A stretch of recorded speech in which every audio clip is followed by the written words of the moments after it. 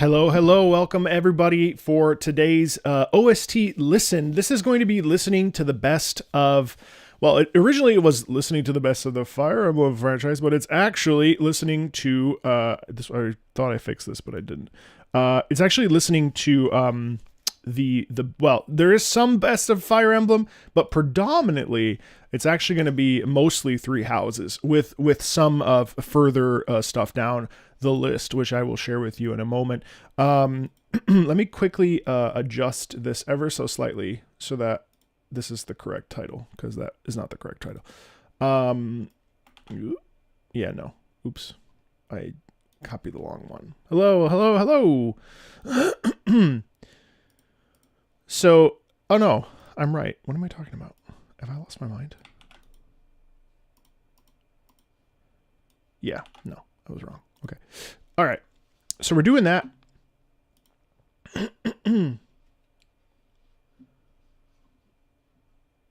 Perfect. All right.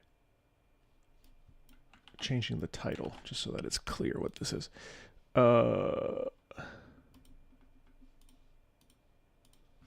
Okay. Perfect. All right. So a couple little bits of homework. No, you're not late. We just started. A couple little conversation points. First of all, I wanted to give a shout out, of course, to Hydro Drax, who has given a substantial donation to the Patreon to support this live stream. This is part of the Patreon tier that's just there because one time someone paid me to listen to an entire OST, and I was like, oh, well, maybe I should have that there just in case that comes up. So that's there. So I just wanted to really genuinely say thank you. This is a birthday present for themselves that they, have given to me, and I really appreciate it. And thanks for supporting the channel, Hydro. This spreadsheet quite literally took them 8 hours to put together, and as you'll see here, we're really getting into the weeds. So I'm really looking forward to listening through a lot of this stuff. The things you see in green are the things that I'll be like sort of stopping at least one time during the piece to discuss. But of course, if there's more, then we'll be talking about more. This is over the course of several days, so it won't just be today, of course. The orange ones are just going to be listening and with a little bit of chats afterwards. Of course, Hydra also has left some notes to discuss and so on and so forth. So I'm really excited about this. It's been a minute since I heard the Fire Emblem OST, and admittedly, I haven't actually listened to, when I was playing Three Houses, I didn't pay attention to the music really because that wasn't really what I was doing. So with my life, like I was too busy focusing on opera when I was playing the Blue Eagles route. So this full OST will be structured into 4 sections: a main story, music that is played during the main story; DLC, music that is played during the DLC of the game; the amiibo music that is played with obtaining a certain amiibo and scanning it in game; sound FX, sounds played when interacting in the Blue Lions, Black Eagles, Golden Deer. Right. Blue Lions, it was. So sound effects, sound played when interacting with someone in game. If a music piece is highlighted green, in-depth analysis. If not, give final thoughts and other comments at the end of the piece of music. Appreciate the Patreon style. Once you have finished listening to a music track, please go ahead and highlight blue. Sure. If you can't, yeah. You can discuss and yap as much as you want, finishing the entire OST. Please do read the notes section so you know a bit about what you're going to listen to. Some of the tracks are between 40 seconds to 3 minutes long, so don't stress about analyzing all of them in depth, just the ones highlighted in green. Press the HTTP. Please read this highlighted section. Please read the highlighted section below, as some are highlighted green and some are not. To all the soundtrack. Right. Treat this as a special Patreon request playlist. Enjoy the full OST and take your time. So I'm expecting today to be about 2 hours, and I'm expecting tomorrow to be about 2 hours as well. So, all right, gang. Well, let's dive in. And I know that Hydro said this at the end, but I figured I would just make a point that it took them 8 hours to put the spreadsheet together, and I really do appreciate it because it's made my process easier, which is to deliver a conversation and highlight some of the beauty of this OST. So, without further ado, let's dive in. Pieces that are highlighted in green, I'll probably start. I'll stop about one time, sometimes two, sometimes three, and then the orange we'll just kind of listen to. It's been a minute since I've done a full OST listen, but it's always a pleasure when I get to. So, all right, let's. Mind you, this is a birthday present to themselves. The amount of work they put in for their own birthday is insane. All right, so this is the main Three Houses main theme. When booting up the game, title screen and main menu. Heavy percussion at 45 seconds and motif can be heard. Vocals appear during the second half of the music piece. All right, let's dive in.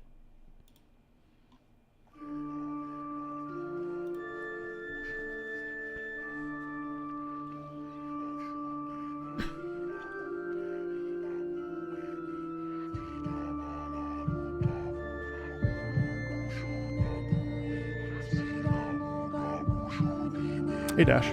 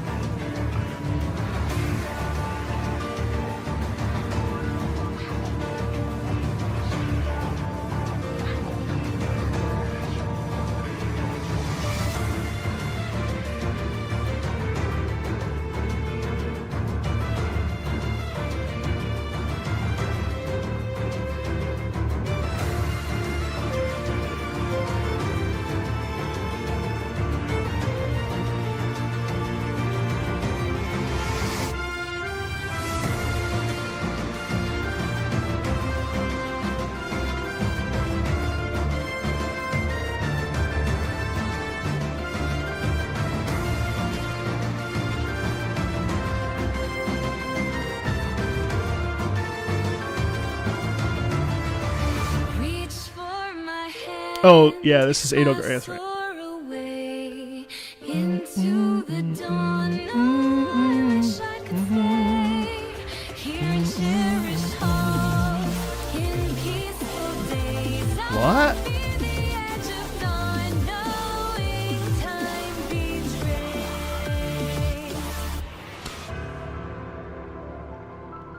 Yeah. Okay, I was supposed to stop during that piece, but it's actually glorious, and let me just play it out really quick.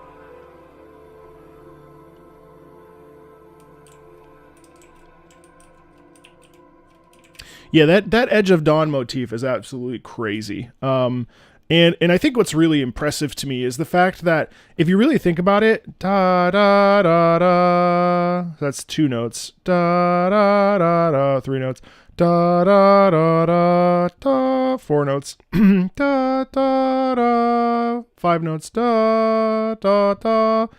Right. So like if you like the structure of that.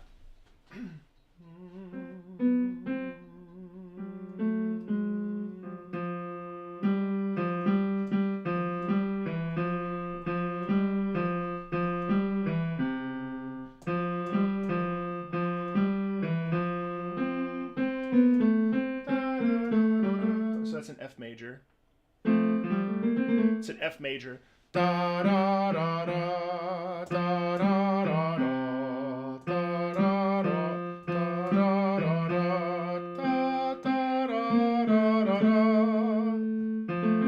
That's so cool. It's such a simple gesture, and I think like what's so addictive about that sound is that it's both encouraging and also like it's interesting. Like so. It's encouraging, yes.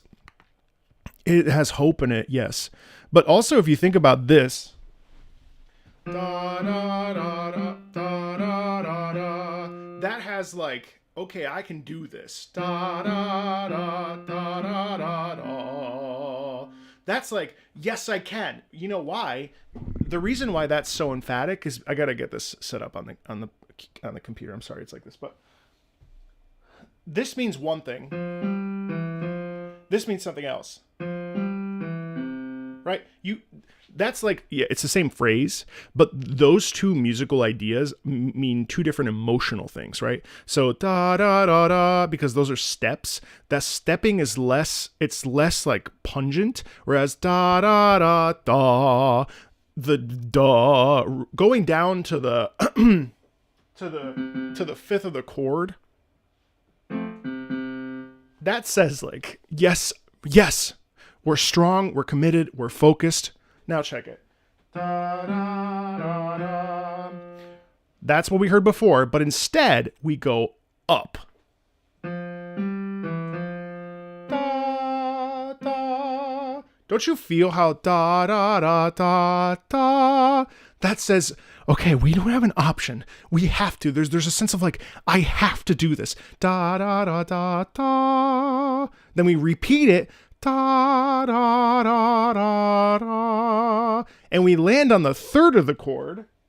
Right there, the third. And that, it's interesting because we don't resolve. Da da da da da da da da da da da da. Yes, I can do it. Da da da da da. Right? Instead of going down, which is more resolute, we end on the third, and the third is in the middle of the chord. F, A, C, right? The middle of the chord. And that middle of the chord is saying like maybe there's a little bit of doubt because it's the third, you know? It's not a perfect fifth, which is much more resolute, much more pronounced. It doesn't end on the root, which is F.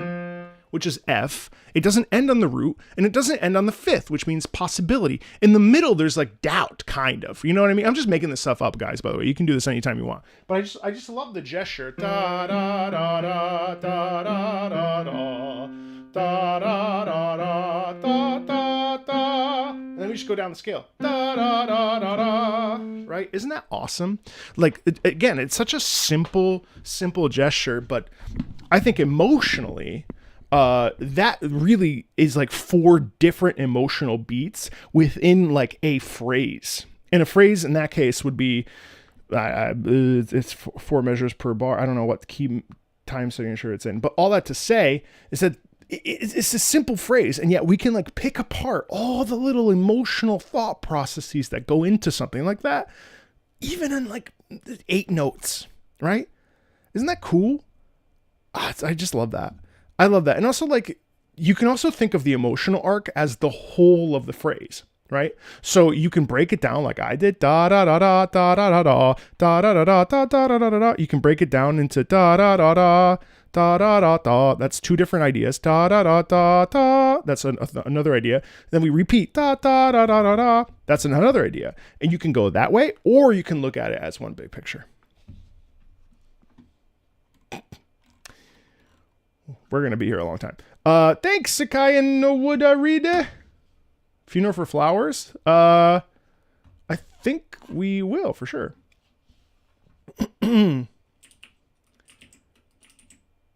Exactly. And no one will, and everyone responds to it differently, which is also very cool.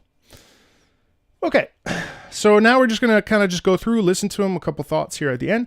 Crest of Flames, Byless Awakening. Is this the one with the organ? Heavy use of the organ, slow tempo throughout the song.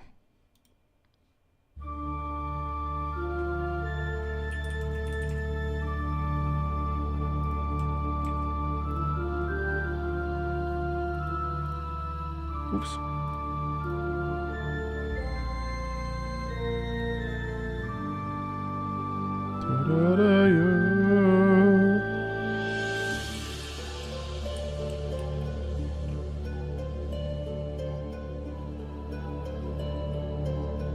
It's like a ticking clock, isn't it?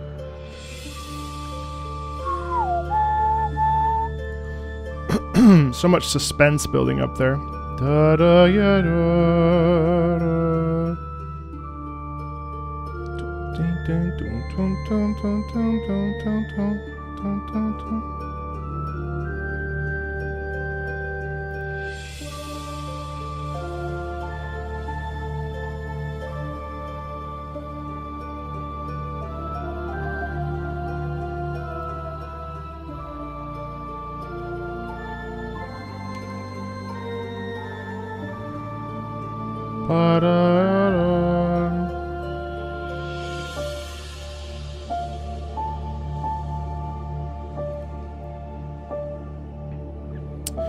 Wait, chat, this is the Fire Emblem theme? Like this appears in every Fire Emblem?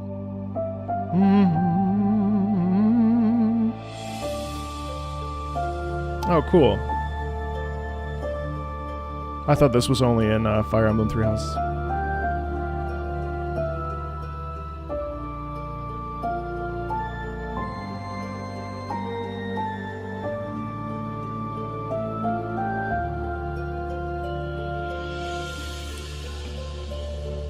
That's cool. I feel like I got an education on that. So I mean, yeah, I mean, like, obviously, like the organ is interesting because the organ itself, usually in video games, the organ has that sort of negative sound quality. I rarely hear organ in a positive way, actually, which is kind of sad because the organ, like a toccata or something, where the organ's going kind of crazy, is incredible. So when we don't hear that, kind of, it's a bit of a bummer, but in video games it's almost always scary. But there's an ominous quality to that. At one point we'll have to go back and listen to the other Fire Emblem themes, because I'd like to hear how that theme sort of evolves, not this particular set of live streams, but in the future. This one being the Crest of Flames is just another way of saying Fire Emblem. Oh, I see. That's cool. Oh, Byleth Awakening relating to the Crest of Flames. Okay. Cutscene plays in the beginning of the game. The Edge of Dawn, Seasons of Warfare opening. Music piece with the context. Share thoughts when you finish watching it. Oh, okay. So it's okay. So we're watching the... I've seen this. Reach for my hand. I'll soar away into the dawn.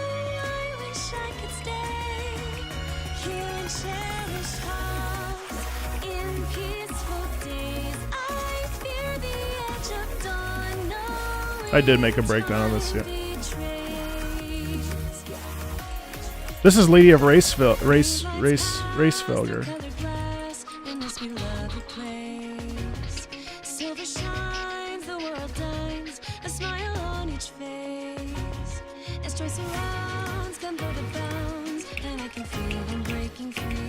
Nice syncopation there. That's right.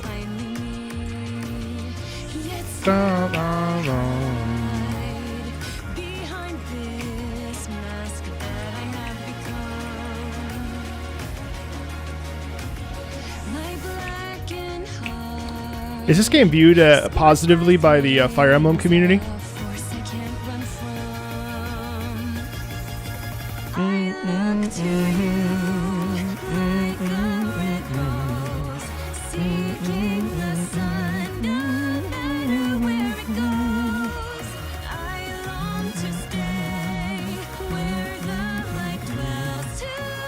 Oh, I just got goosebumps. It's a great tune.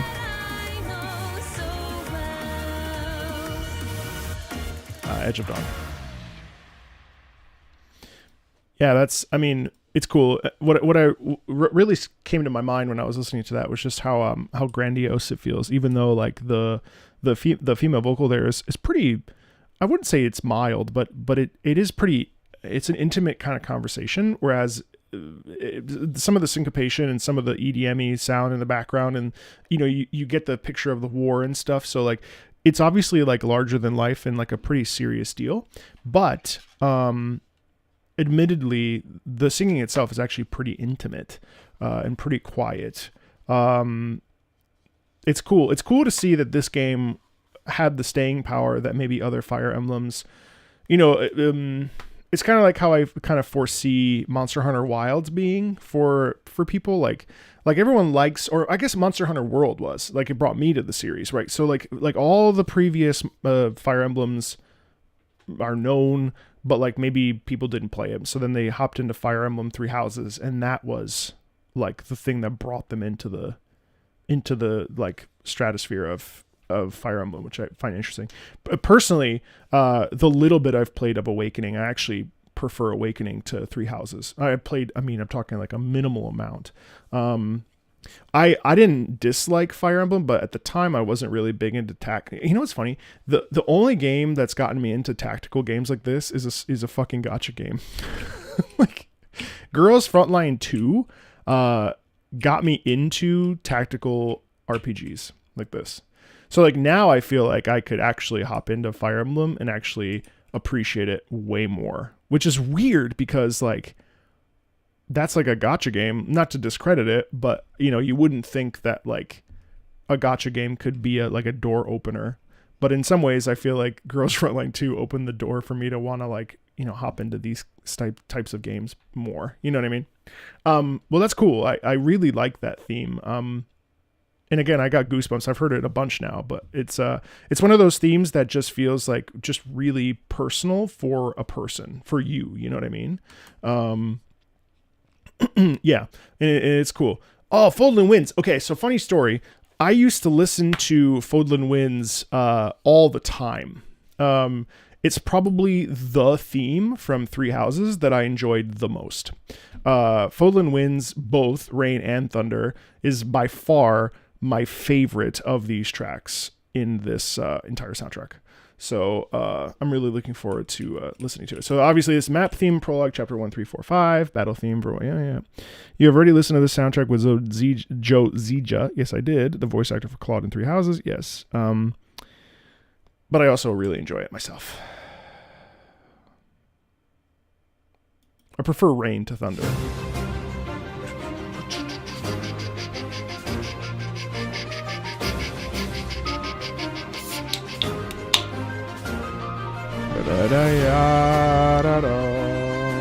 I love the horns here.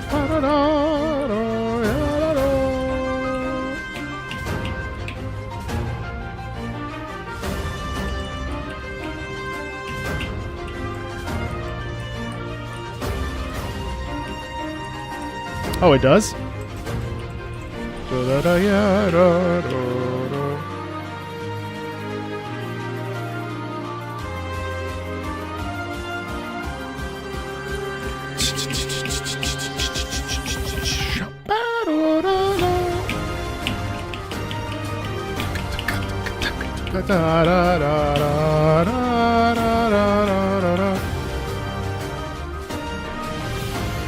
Wait.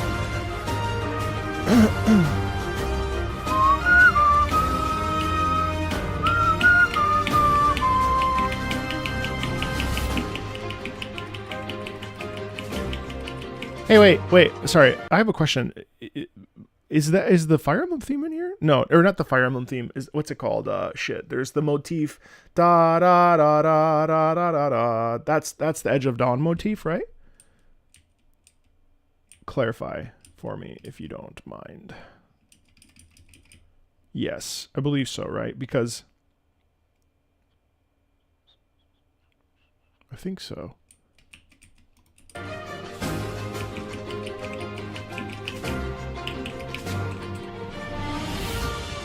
Okay, I've never made the connection before.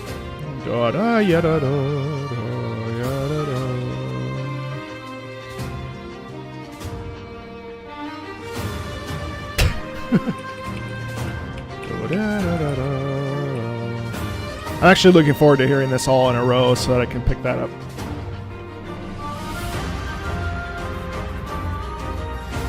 I love the percussion a lot here as well.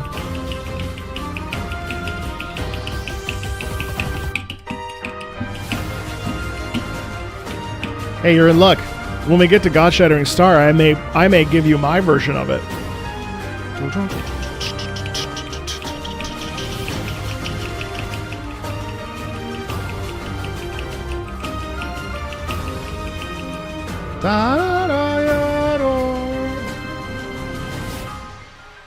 I love the pullback in the piano here. It's so nice.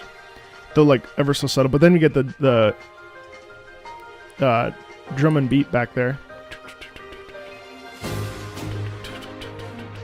Shum dum. Shum shum. Shum.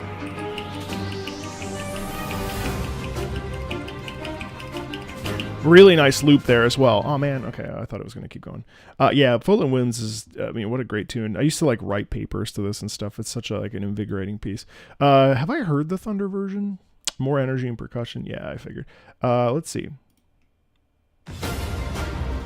Oh, sorry. How much of the OST? At least 80 tracks. Pretty sure all of it.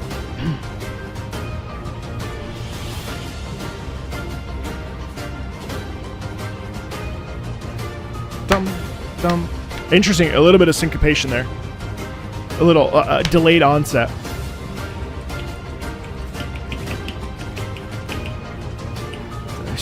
Dum, dum, dum, dum. That's so crazy.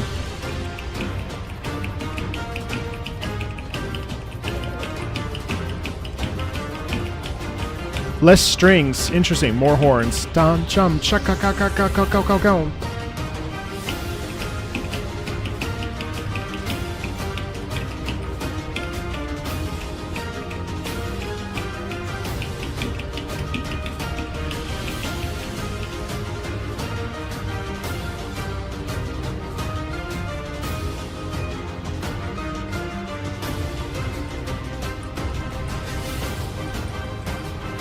I like this. Dum da da dum dum. Whoa, it's like, it like delay fires. In Italian, the word is scatta. Like it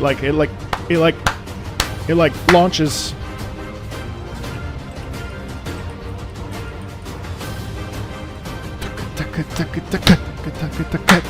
It's on the. It switches beat. That's crazy. Dum dum dum dum dum dum dum dum dum dum dum dum dum dum dum dum dum.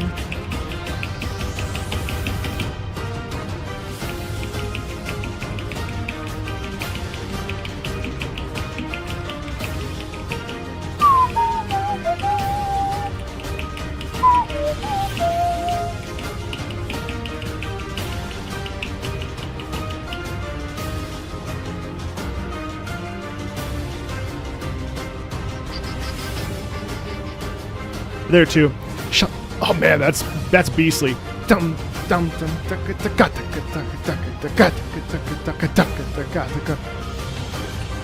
Hey, thanks, Sakaya. Appreciate that.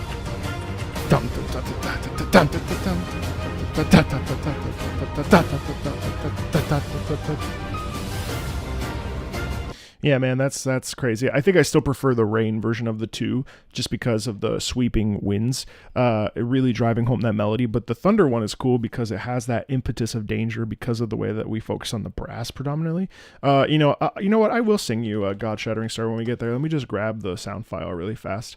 We're not in any particular rush. And again, for those of you that are just coming in, one of my patrons has graciously donated to the highest tier, which is an entire OST listen. And so that is what we're doing. We're listening to the entire OST of God Shattering Star. They graciously made the playlist for me and everything, so really appreciate that. Let's see.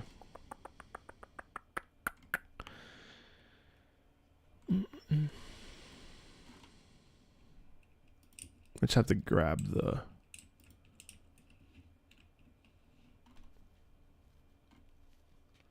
I think it's this one. Baba Yetu. Shit, I have so many covers I have never actually worked on. Baba Yetu cover. For Good from... Well, I did this one. For Good from Wicked, I did. Was it this one? No, this is I Pulled a Chi-Chi. Okay. I pulled a Chi-Chi.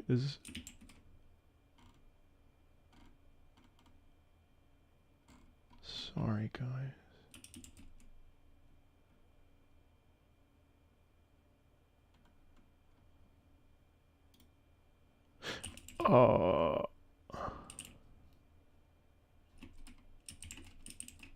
Was it this one?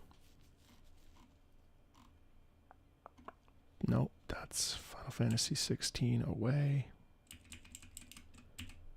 It'll be worth it.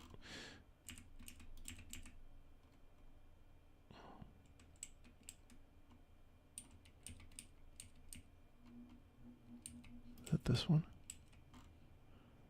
Forged in Flame, Ruby Contest theme. Oh my god, so many covers I just have never done.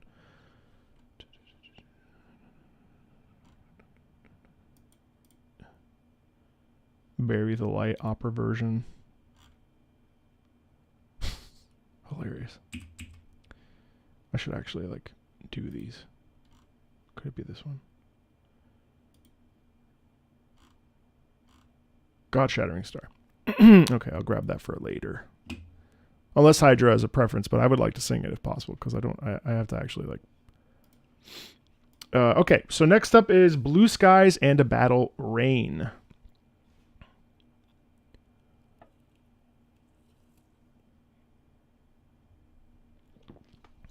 This is the intro to Chapter 7. Preparing to get into combat with your fellow students. Love the build-up at the start. Let's take a listen. Hey, Carl.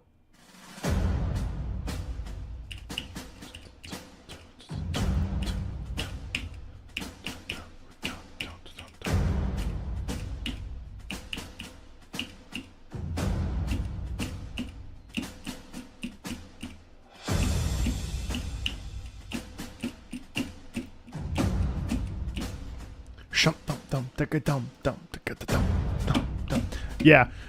So in some of these tracks, I'm stopping and starting as notated. Incredibly cool. I find that the obviously this leans more towards the battle aspect of Blue Skies, but what I find really cool is that it's predominant just rhythm. Dum dum dum dum dum dum dum dum dum dum dum dum dum dum dum dum dum dum dum dum. Right, like that's the thing. Plus the big beat. Let me see if it shows up again. Right there. I mean, terrific. So using the lower, the bass drum to really send home the idea of like we're facing battle, like it's the cannon fire, right? Right. It's the shooting out of the cannon. It's the real like it or it's the like the palpitation of the chest. You know, the pump and the hurt of nervousness of having to go to battle, right? Remember that, like, regardless of whether or not they're anime children, they're young adults, and what a sick sort of entry point into this song.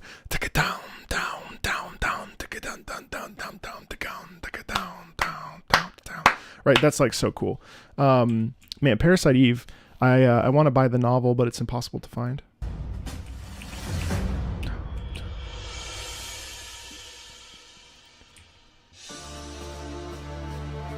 Gorgeous strings there as we come in.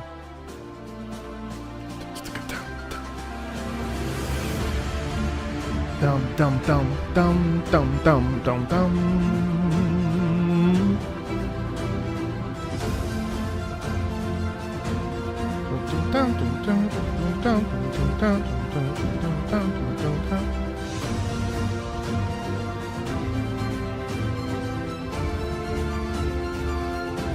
So I'm going to stop again here and just say it's amazing how if you pay attention to the strings, how glorious this is. And I know all of you have probably done your own deep analysis, so please forgive me if I'm sort of saying things that you've already thought of over the years. I know that the room is full of very, very, very, very avid Three Houses fans, so bear with me as a not a Three Houses fan, but as a person who's dabbled in it. One of the most incredible things to me about that particular section is the fact that we have the strings kind of sustaining it. So it's interesting. We have the lower string section in this particular VST recording where we're sustaining. And the sustaining mixed in with the that's the hope of possibility. There is a twinge of fear in there, but in general, there's like rising up to the challenge, right? There's a quality in that emotionally of being able to face something head on and say, you know, I can do this. It's almost like galvanizing oneself, rallying oneself, saying, okay, can I do this? I don't know, but I will try. You know, I will do my best to do this. And in the motion, it's kind of like the rest of the the classmates that are sharing in this battle together. That's where the sustain of the strings comes into play, right? Whereas then you have the ta da ya da da da yo da ba ba ba ba, because again, long sustain over jagged movement. The sustain is always going to support the jagged movement, right? That's the plot there. That's the point. I find really interesting.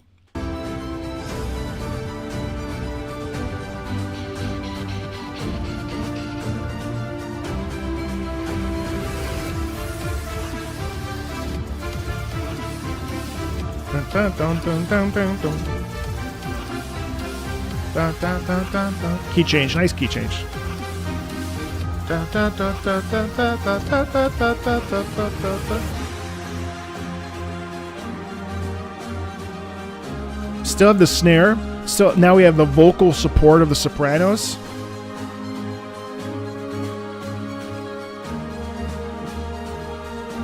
Carl, we'll send it. We'll send it to you.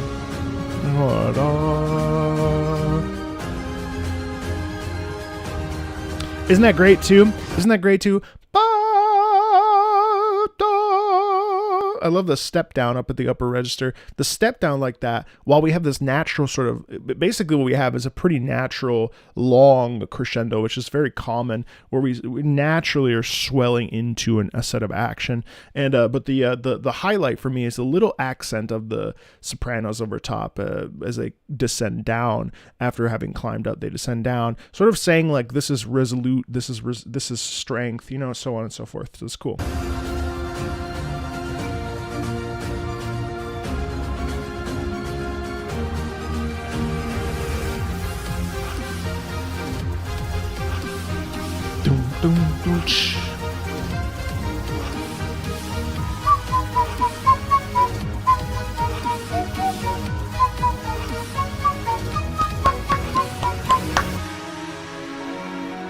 What a sick motif, huh?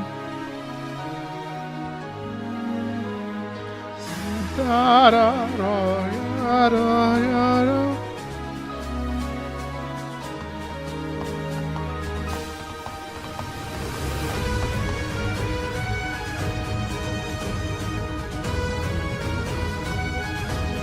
See, that's cool. I don't want to burn myself out stopping too much on each piece, because there's like a dozen here where I need to be breaking them down. But one of the really cool things about this is the fact that we get a little bit of a tease of the what's it called, Edge of the World motif. But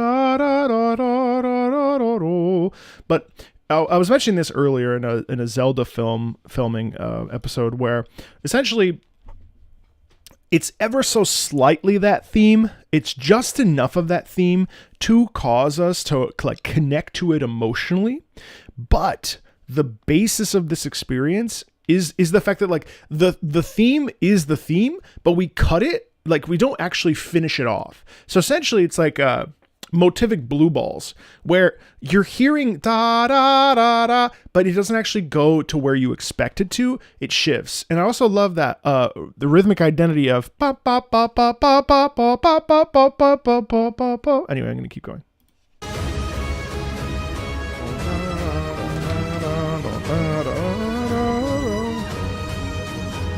Da da da da da da da da da da.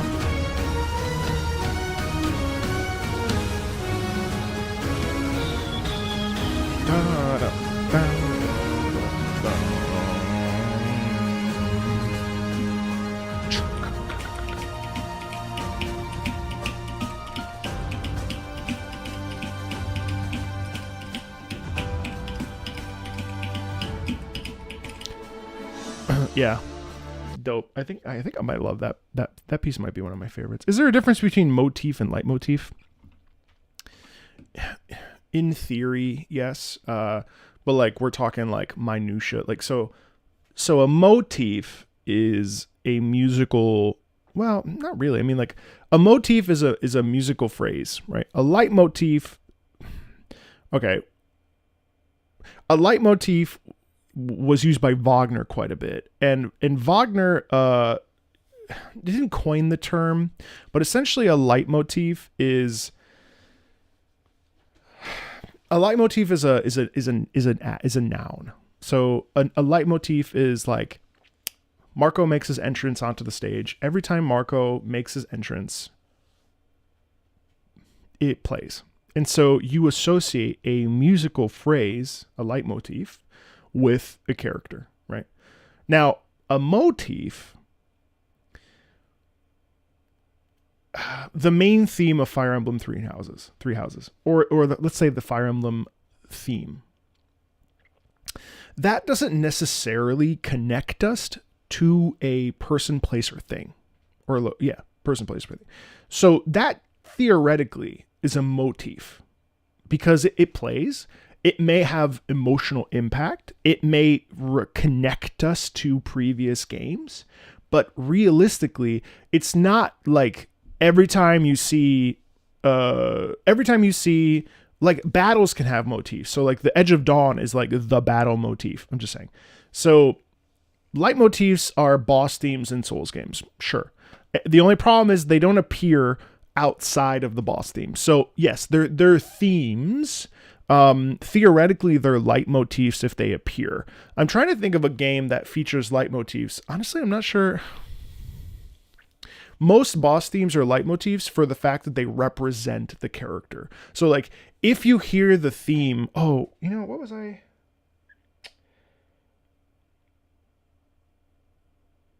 Like, okay, let's say we're playing Monster Hunter and we're talking about Fatalis. And what plays? Fatalis's theme. That is a leitmotif. And then if you hear it in game, that's like, and you see Fatalis, that's the leitmotif, right? Final Fantasy XIV is tricky because themes are overused. So every time your rival appears in Pokemon, if it's the same song, then yes, that is a leitmotif. Undertale, probably. Yes. Undertale. Every time you see Sans or Paprika or Papyrus, every time you see them, their themes pop up, which means that is a leitmotif of their game. The Star Wars theme, the Imperial March, every time we see the Emperor or Darth Vader, those are leitmotifs. Whereas a motif is just a musical phrase that is played frequently, if that makes sense. Okay. Hopefully that makes sense and that clarifies it for you. All right. So now we're listening to Blue Skies and a Battle Thunder. Same motif as the Rain version, but slightly different in tone. Let's check it out.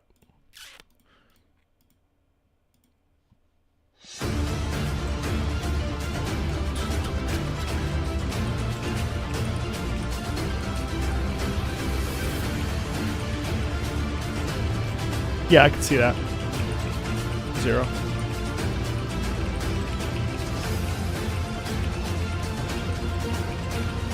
You're welcome. Hope that helped.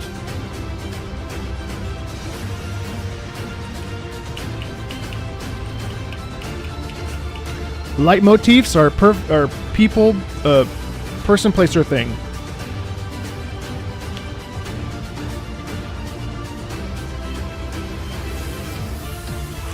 Thanks, Fred. I appreciate that a lot.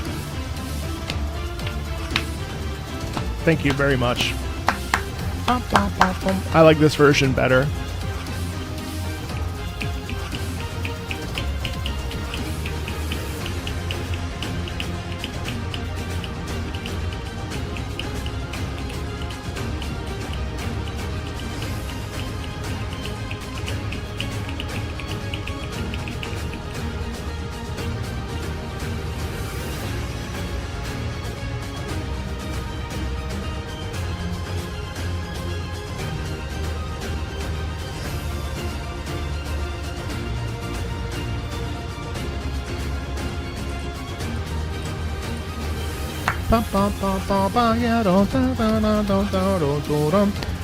This sounds so much like Attack on Titan now that I've heard some Attack on Titan.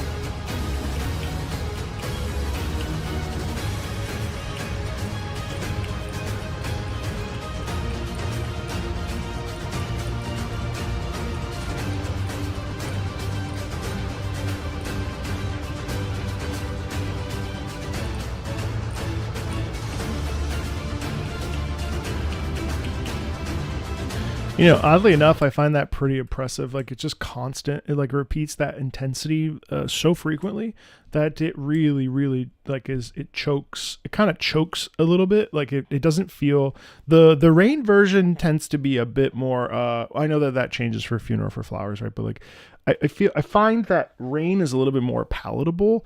Where there's it's not badly written, obviously, but in terms of its intensity, I find that the rain version, at least of Blue Skies in a battle, that has a really nice like sort of development, whereas because Thunder is like a fight, it's sort of nonstop, and so it kind of like after a while my ears are like, okay, I've heard it, you know what I mean?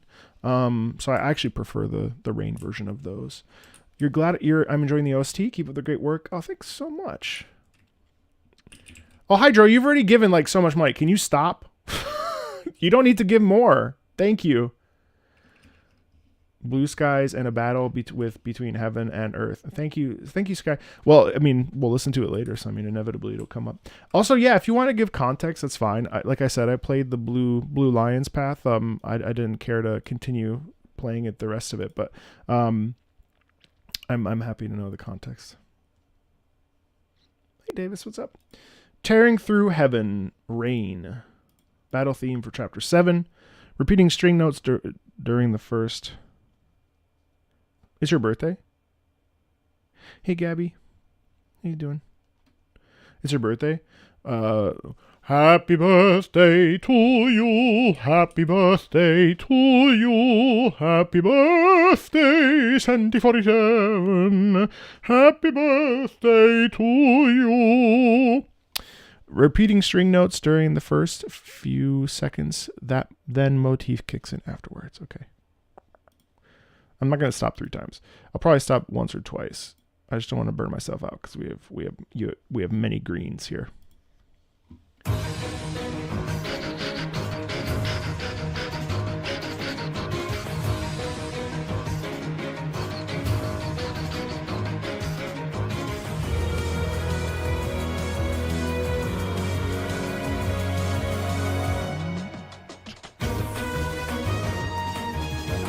What are you doing in Houston?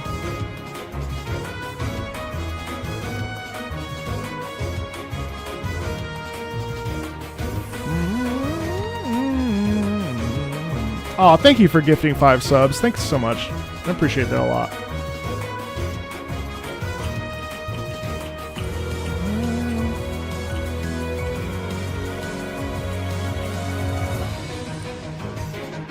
Yeah, I mean, one of the cool things here is the way that the strings and the very sharp up bows and the strong rhythms there are really, really terrific. Like that. That's there's a bit of like, oh, what's gonna happen? You know what I mean? And I love musical suspense. Don't you find that that's so cool? Because it's like, huh? Like, oh no, what are we gonna do? How are we gonna turn the page? What's coming at us? Can we sustain this? You know what I mean? Like, what do we have to do this? And it's fun because there's like questions in that, you know?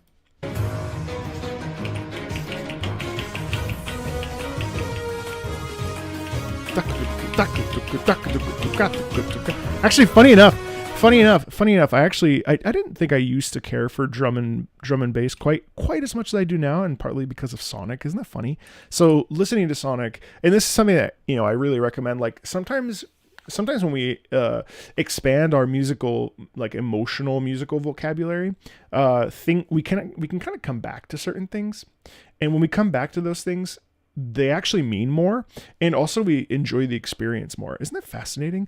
Like, I think it's so cool that we can expose ourselves to different musical styles slowly over time, and then they make us appreciate when we hear those musical styles somewhere else. As is the case with many things. I mean, like, I think, like, you know, it's funny. I remember I did a community post where I was like, you know, you should really give yourself the chance to listen to a piece that you hate on first listening at least 3 times. It was amazing seeing people be like, I would never do that. I'm only going to listen to something one time. Like, if I don't like it, I don't like it. In this household, we have a 3 strikes you're out rule. Well, except for shitty comments. Those are 1 strike. but 3 strikes is a really good rule, because 3 times enables you to listen to it in different contexts of your own life.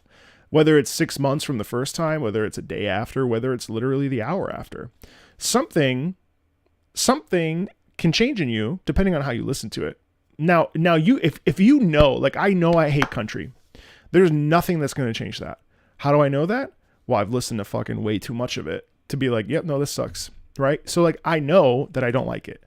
But if you listen to something once, you know what I mean? Like, I think it's good to have a strong impetus and like a strong emotional response to something. Cause even if you hate it, you can be like, I really don't like this. Okay. And you may be like, you know what? Fuck this. I'm not going to listen to this. And then a year later, you listen to it again. And you might be like, okay, it's worth exploring. It's worth exploring. Like the fact that there's drum and bass in here, I had no idea.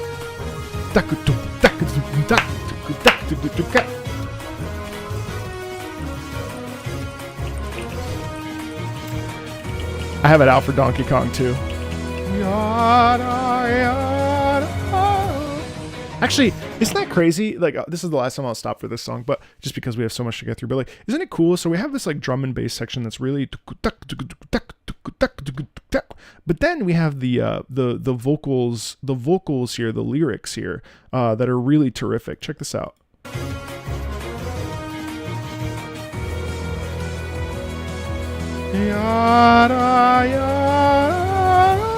Isn't that funny though? Like that's such a very specific musical gesture that has to mean something. The question is, what does it mean?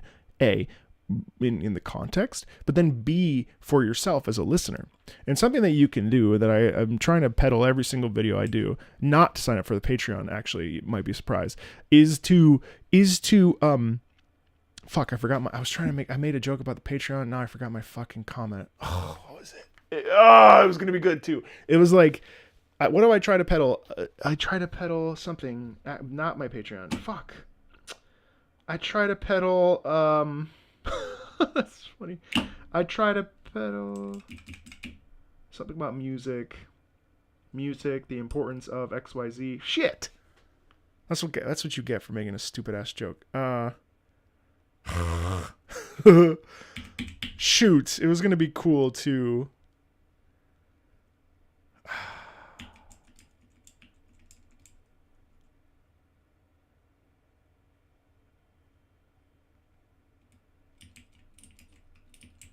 I can't remember. It was about music. Shoot. Oh, is the idea of asking questions. Asking questions is so important. When we ask questions, it's this.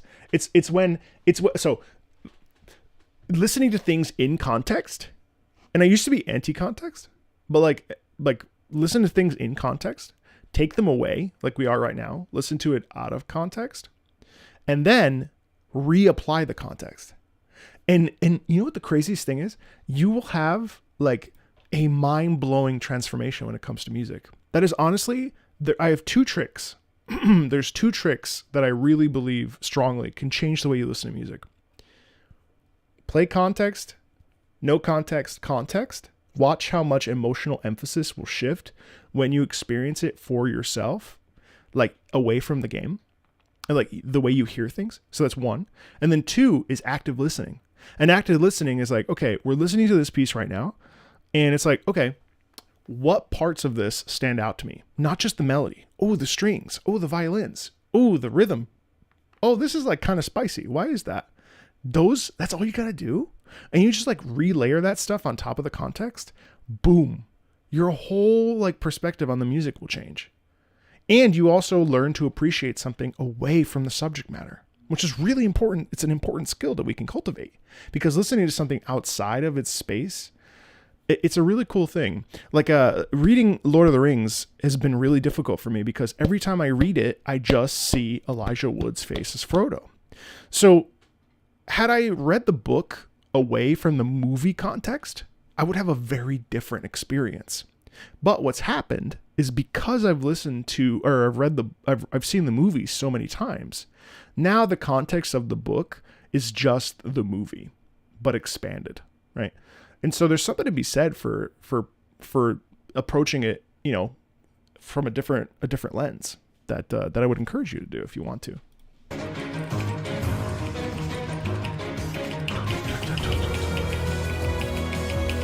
Long ramp, but you know what I'm saying.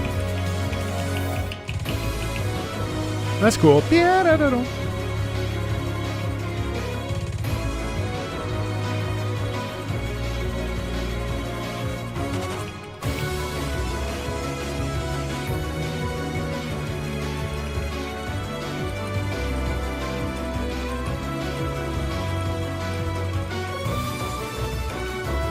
That's really peppy, isn't it?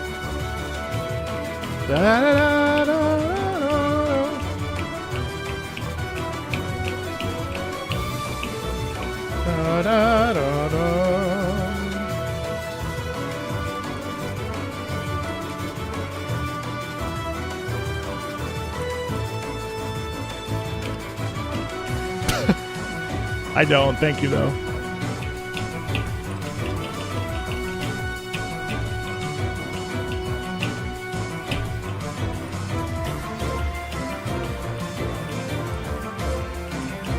Oh, there's the motif. That's funny. It sneaks up on you.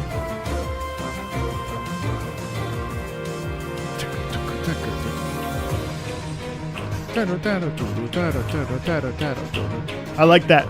The beat emphasis shift there too. Anyway, I didn't mean to go so hard on a tangent about context, but I can't help myself. It's really interesting to talk about. Oops, leave that because that's uploading 2 videos. Okay, yeah. So we talked about that. Oh wait, I meant to highlight BlueSky's. And I meant to highlight Foldland Winds just to be efficient. But listen, I mean, I will say that not everybody can do that. And certainly, like, I actually struggle with visuals when it comes to reading books, which is funny because, like, I can give you a million different visuals when it comes to, like, or, like, possibilities or circumstances, right or wrong, doesn't really matter, for music. But when it comes to books, I actually, like, can't always visualize an actual scene. I have a really hard time visualizing faces, and I have a really hard time visualizing,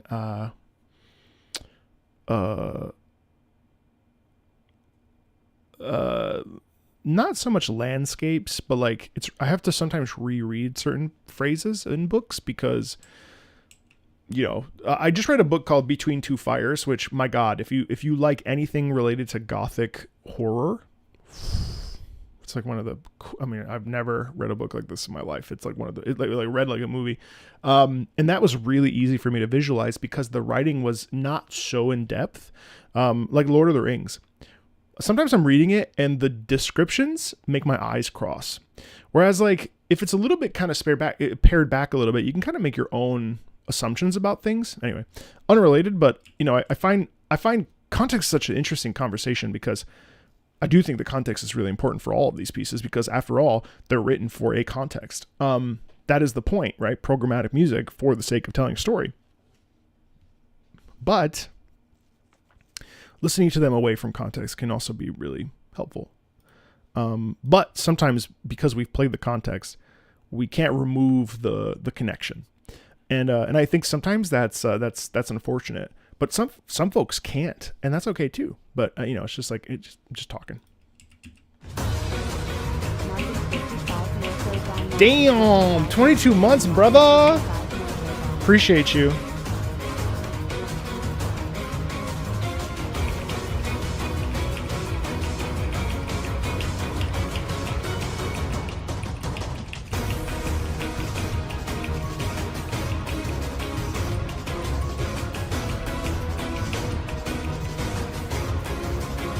$22 months, man. Appreciate you, Roos.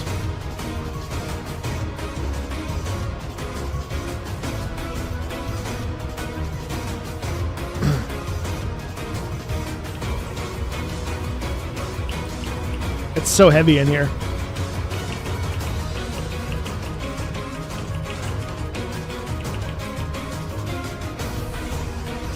I love that strong beat emphasis with the shift in the rhythm. Or the shift in the meter slightly. And the piano in the background is really cool because you almost can't hear it. Yeah.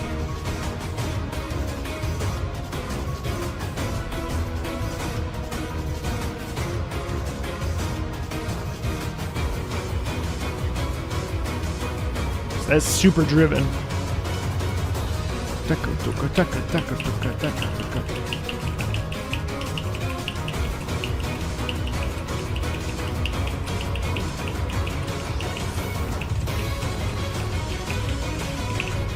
Thanks, EXO.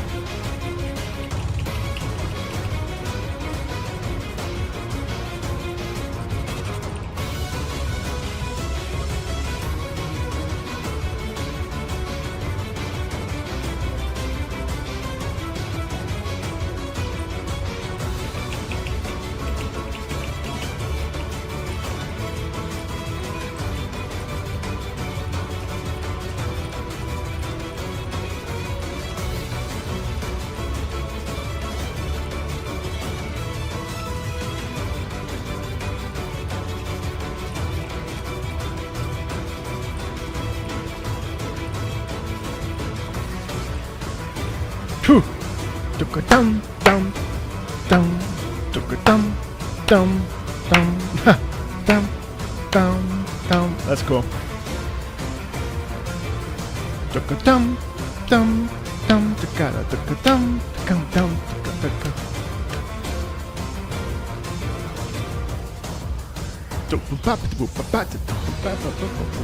dum. Yeah, real sharp, strong strings there. That piece is pretty dope, and I love the tension in that piece very much. Like oh shit, I just closed my you need these plugins for your Steam Deck video. Oh, let me grab that really fast just so that it's important. I need plugins. Oh, thank you. Dude. You've already done enough.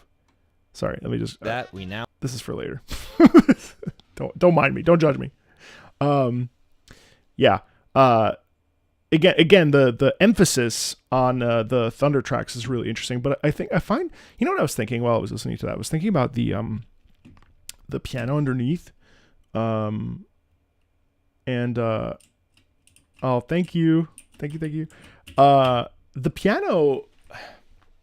The piano has this kind of like desperation in it, doesn't it? Like I wonder, like the thing is like, all right, like subtle piano, right? In a really intense piece, like a thunder, like a fight sequence, like that has to mean some sort of emotional. And notice that it's being drowned out.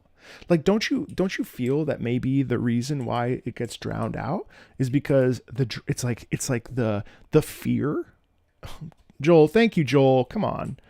You guys are being very generous for this. This is already like this was already a huge Patreon donation. We don't need all this money being thrown at me, but thank you. You know what I mean? Like I find it interesting that the piano like is being drowned out by the battle, but the piano could really be the sense of stress. You know what I mean? It's pretty cool.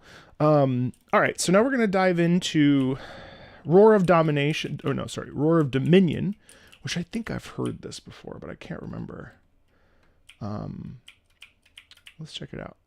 Sounds like a boss is approaching, and you have to face it head on with all of your strength. It's a bonus. We lowered the price and everything, though. Oh, thanks, Azura. I appreciate that. Yeah, no, I definitely want to check out the other Fire Emblems, especially Awakening. Awakening has some like gentle stuff that I really want to explore.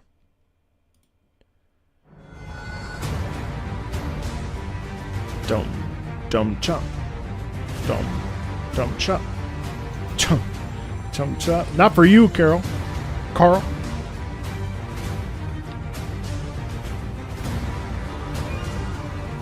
Unlucky.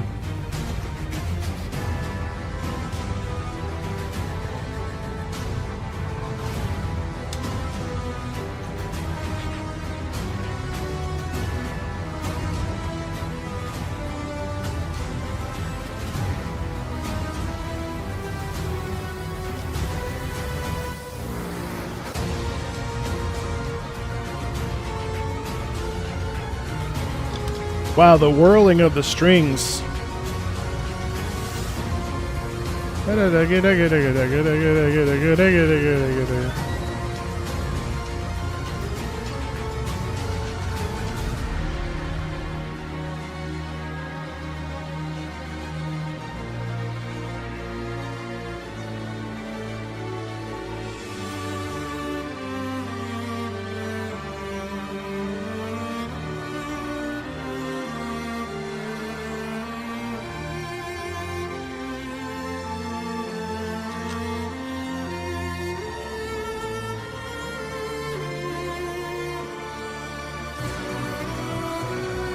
Thanks, Sakaya. Dum dum dum dum dum dum dum dum dum. Some of these tracks are hard to stop in.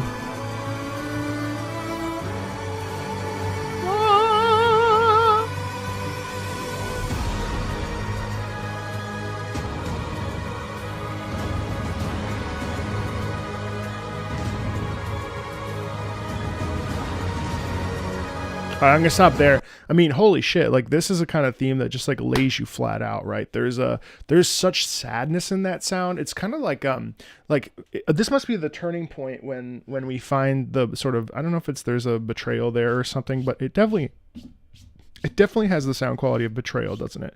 It definitely feels like there's nowhere to turn, and especially when we talk about like the strings, but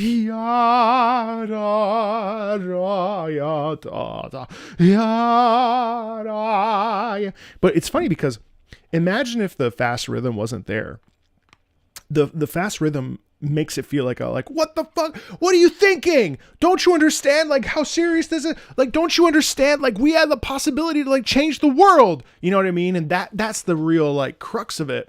And the cello in there really sends that idea home too, don't you feel? Like, it's like, oh God, you know, what did you do? That kind of thing. Rather than like being like, if it was just the cello, it'd probably be like, oh, I can't believe we lost everything. And those two, again, I mean, it's important for us as gamers to understand the significance of each emotional beat and each emotional shift, which is why like what we talk about here is really important, because it's okay to just enjoy a piece of music.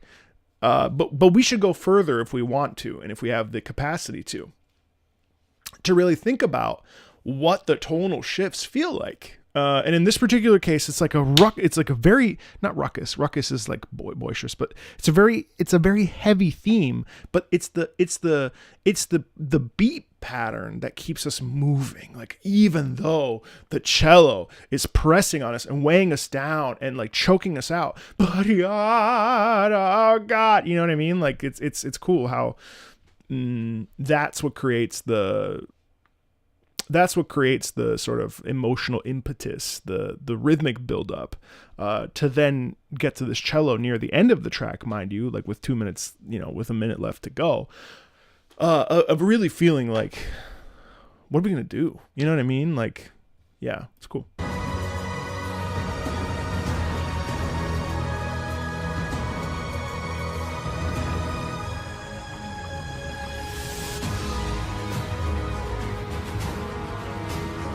Oh, so this plays, I remember, you know, one of the best parts of the game, to be honest with you, for me was when we walk into like the broken down, I don't know if it's the like broken down castle or whatever, and we see Dimitri with like a beard and he's like totally broken as a person. That moment stands out to me more so than pretty much the rest of the game. Wait, doesn't the green-haired woman die? Spoilers, I guess. Sorry, does she? I don't know. I mean, is it a spoiler? I don't even know if that's true. But there's those two moments, and then I remember running around the school like trying to like, I don't know, get an education. That's all I remember.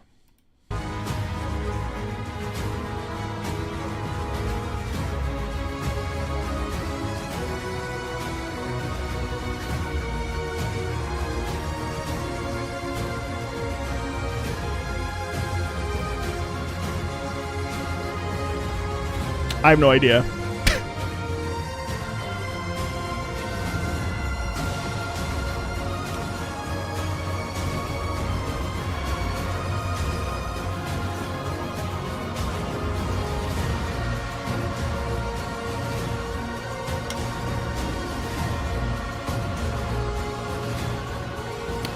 Oh, wait. Oh, wait. Yeah. So Sothis is the guy that is insufferable. And then you like think that he's responsible for something, but then he's not, or he stabs Rhea. I don't remember shit. I don't remember any parts of this. Oh boy. Let's check out Chasing Daybreak. Wait, no. No, Roar of Dominion and Thunder. After altered tone combat phase. Green woman only die in 2 routes, and both are very specific. Sothis is the girl on the throne. Yeah, I'm talking about Sothis. That's right. Doesn't Sothis die? Am I okay? What do you mean? Yeah, I'm great. Why? You expect me to remember every single plot point from a game that I played once 8 years ago? I don't remember half the shit I play. I played the bootleg version. Flame symbol 3 buildings. Exactly.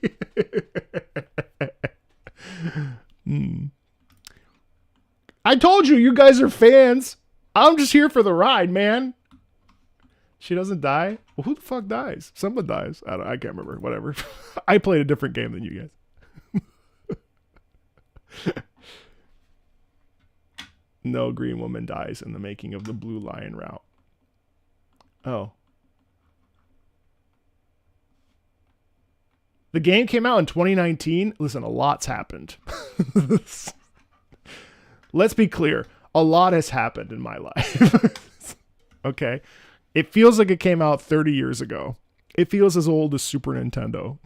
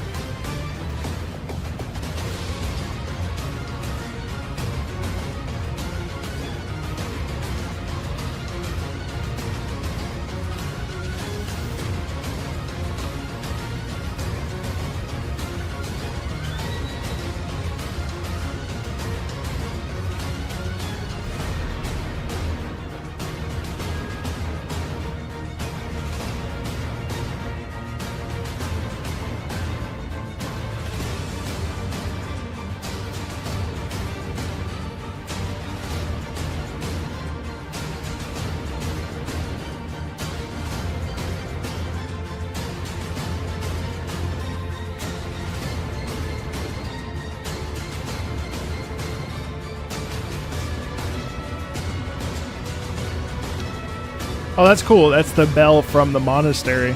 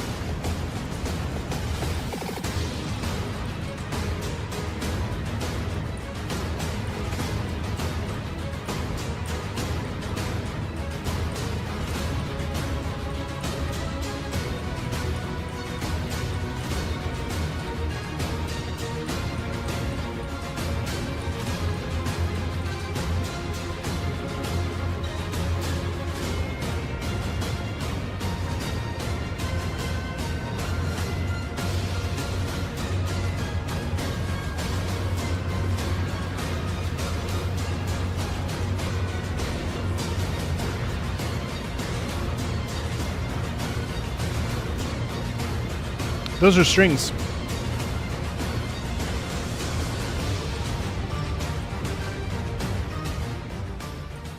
Oh, or like a xylophone or a marimba or something.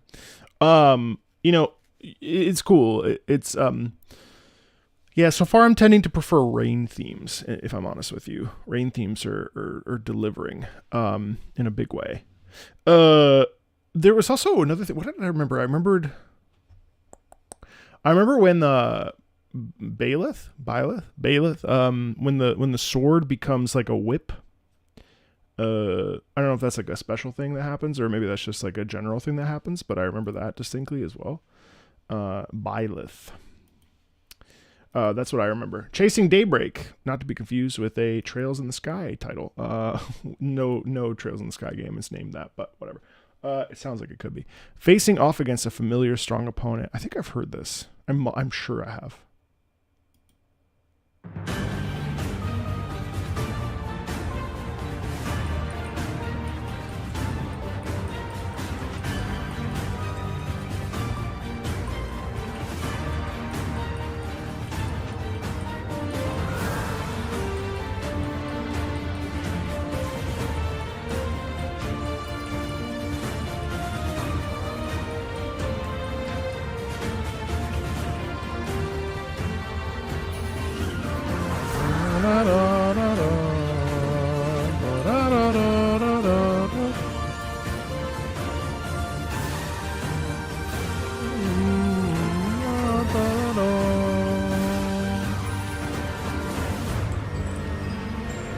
Yes, I mean,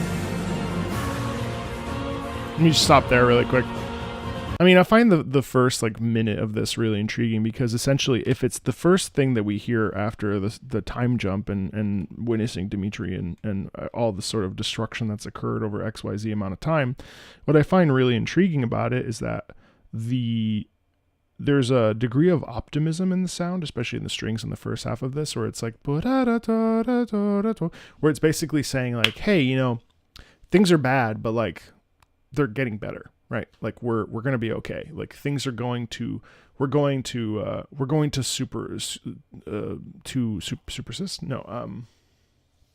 overcome a challenge and rise up against this brokenness that we feel. And there is that heroic sort of like redemption that kind of kicks in with the sound there, saying like, hey, you know, I know terrible things have happened, but there's an opportunity to do something good. You know what I mean? Which that feels pretty on the nose, I think, for that. Hey, Grim.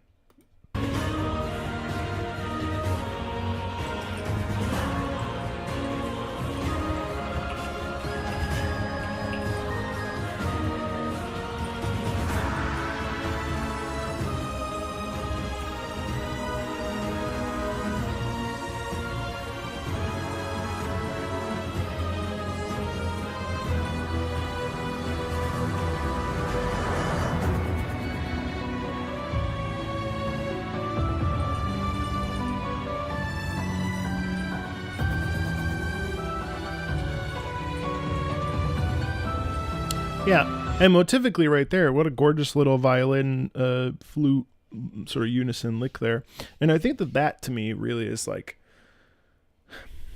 what a terrible, like, what a terrible grouping of circumstances, right? Like that's like, we wish things could have been different. We wish that we could have overcome this incredible, you know, unfortunate reality, right? Like that's really like, even though it's optimistic, it's actually in reflection of the fact that like things have been broken, you know?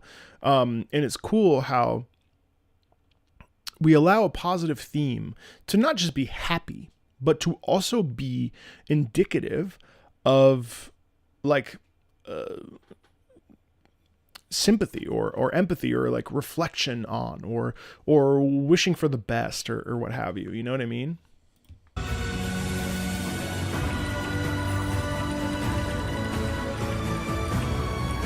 Yeah, that's gorgeous. I mean, yeah.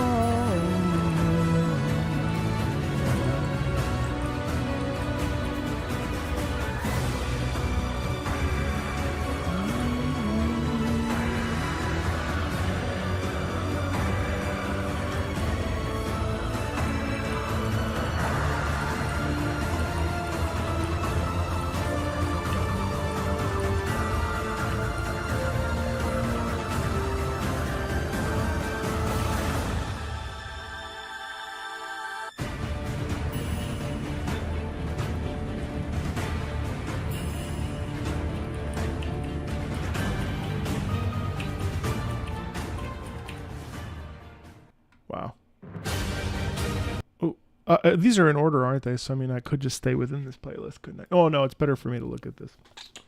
Yeah, same motif but slightly different texture and sound. I'm excited. That one wasn't as memorable to me as Fodlan Winds. I know that someone said that it's similar to Fodlan Winds in the way that you can, you can sort of hear it.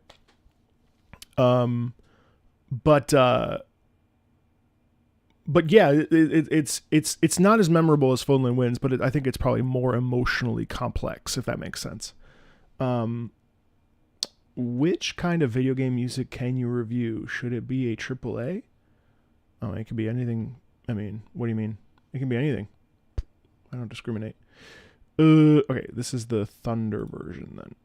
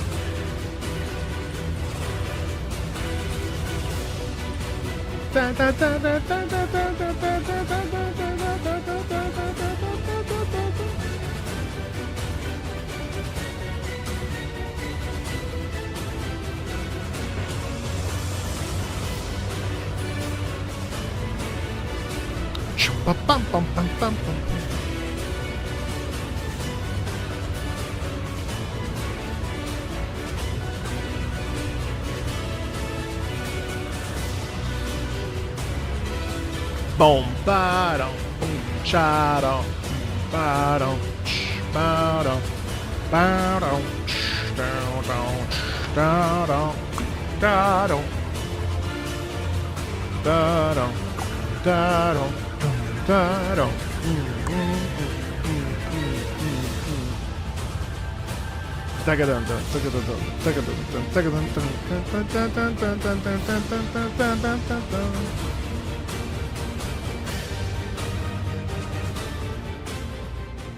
Yeah, I think I prefer this Thunder more so.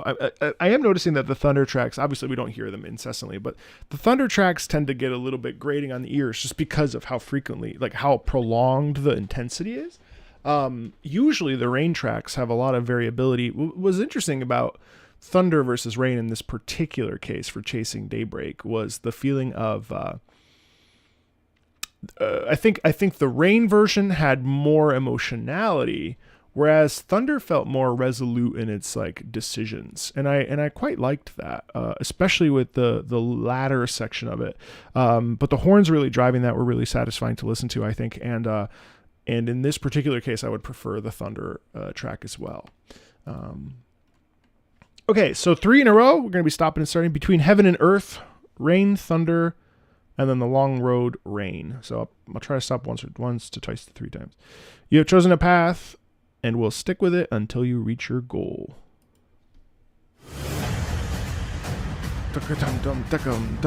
Love that.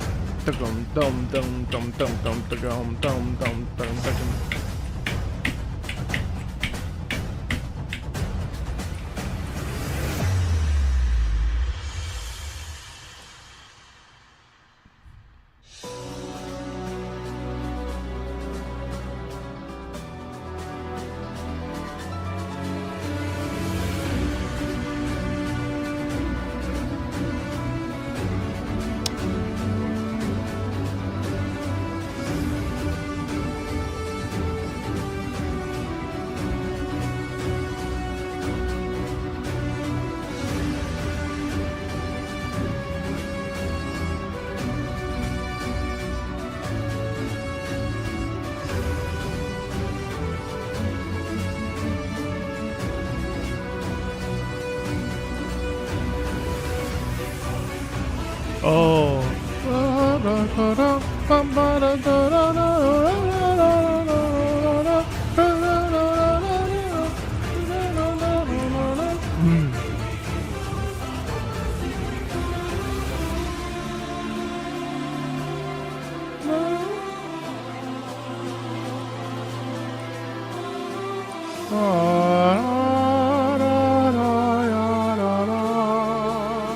Yeah. I mean, so this, I love this track actually. This definitely probably my favorite one that we've listened to so far. I mean, besides Footloose Winds that I'd already known. But yeah, it's an incredible piece, right? And it does really feel like it's sending itself home. The stakes are much higher than the first time we listened to it, aren't they? And on top of that, the Edge of Dawn motif that comes back in, actually in this particular instance, feels just so personal. It feels incredibly real. It feels incredibly like, again, with this idea of like, what have you done? Like there's like a sort of, it's ridiculous. I mean, like I'm reaching a little bit, but there's like a degree of shame in it. Like what are you thinking? And like, why would you do that? And a little bit of regret and agitation, but more than anything, I think it's like the crumbling of ideology or of belief systems. And Edge of Dawn is such a confident theme. So hearing it in this context, plus I love the da da da da da da da da da da da da da da. What is that?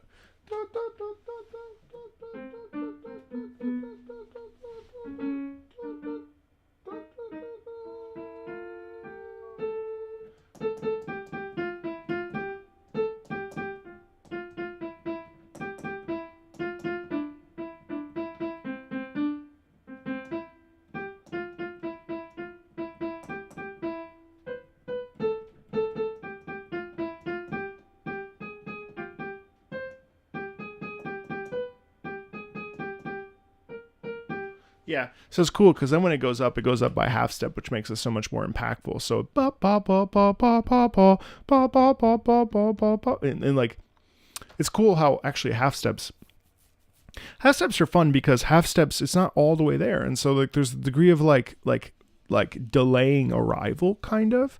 And when we immediately go into like the black keys especially, that just feels like it gives there's an impetus of danger in that sound. Yeah, it's really, really cool.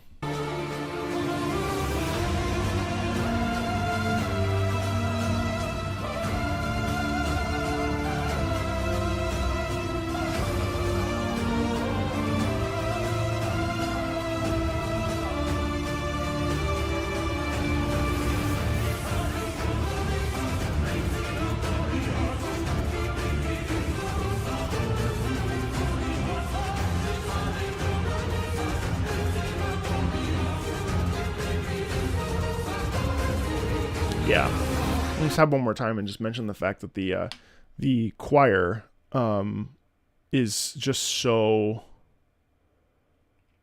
like intense. The choir is just like really is such a human sound, even though it's obviously not a real choir. Like the humanity in choosing a vocal version and having it be layered. Again, it's kind of in the background, almost as if it's being like blocked out by like the responsibility of warfare, is really effective because not front and center. It really is like a part of the ensemble, and I think that drives home the idea of like human lives at stake. You know what I mean?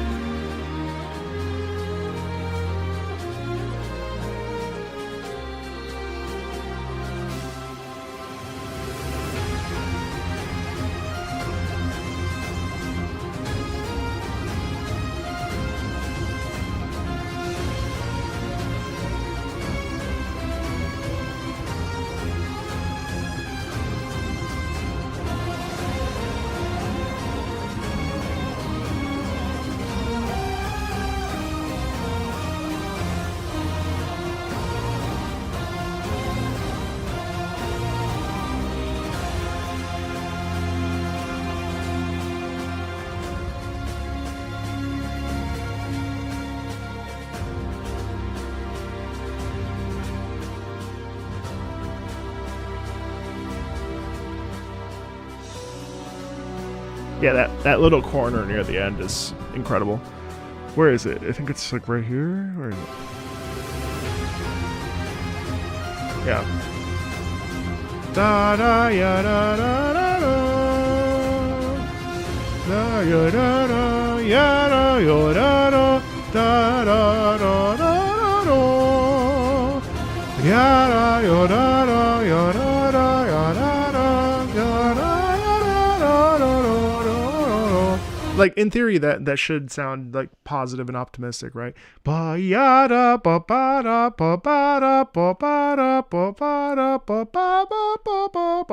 just totally screwed it up, but you know what I mean. Like it doesn't like necessarily inherently sound negative, and yet when it's placed in that context, it really just feels like what have you done? And that's really the sort of like principal theme that kind of comes across there. It's just this feeling of emptiness. Yeah, that's gorgeous. Okay. Between Heaven and Earth, this is Thunder.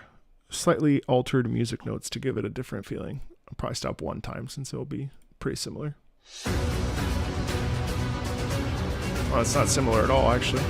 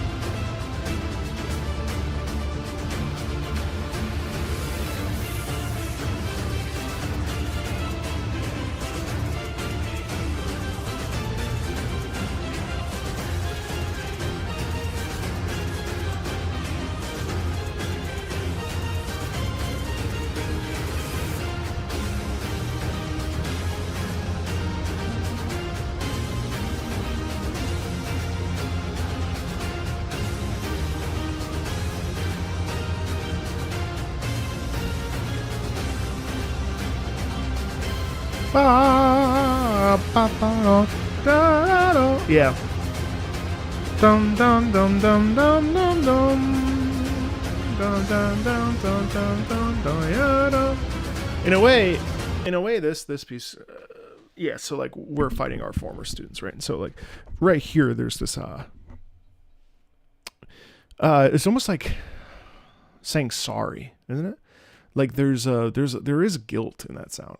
I think there is guilt. There is a feeling of like, this is terrible. Like, I can't believe that we're doing this. Like, you know, why are we doing this? Like, there's like the heft of choice, the heft of responsibility, the heft of having to do something and like being ordered to do it, despite maybe morally wanting to go in a different direction, but not being able to, right? Like those are like themes that pop up in the game. And yeah, and it just feels like, damn, like what, why, you know what I mean? And most of that's in the front half, where in the back half, there's more sadness of the fact that you're most likely killing former students. And so like there's the back half is sort of similar to the Rain version. But it, as a package, this feels much more like an apology, like through anger and through violence, you know?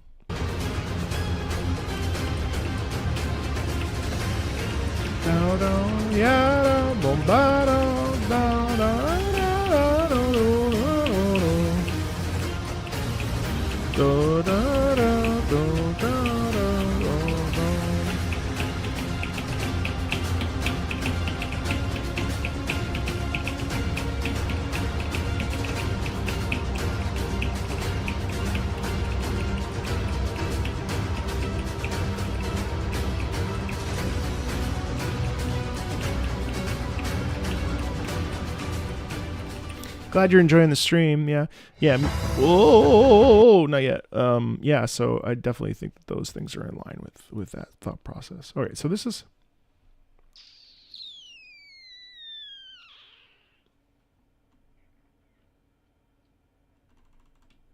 Just see. I also want to pick a spot for where we stop.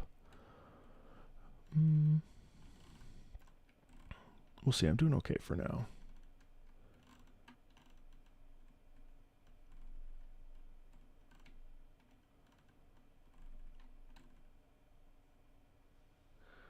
What's up, Puffy? All right, let's keep going. We'll probably stop at Oh,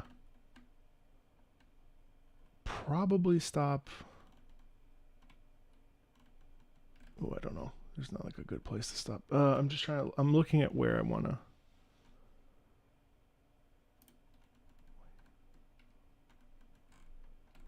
Maybe there. We'll see. We'll see where we get. All right, Between Heaven and Earth. Slightly altered music notes to give it a different effect. Wait, what? Oh, no. I just listened to that. All right, The Long Road, trending along a path to your destination.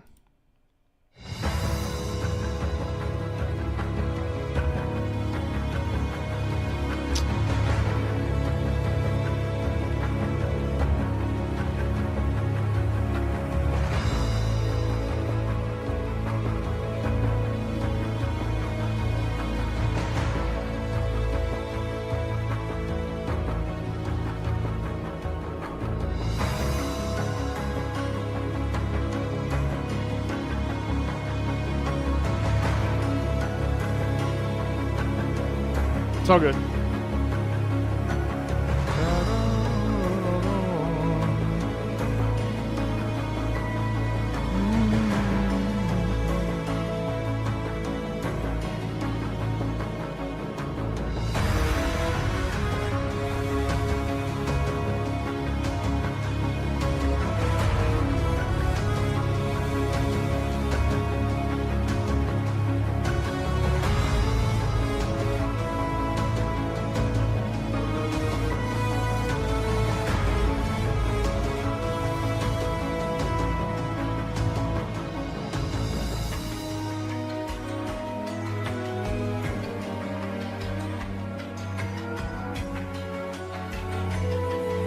It's fine.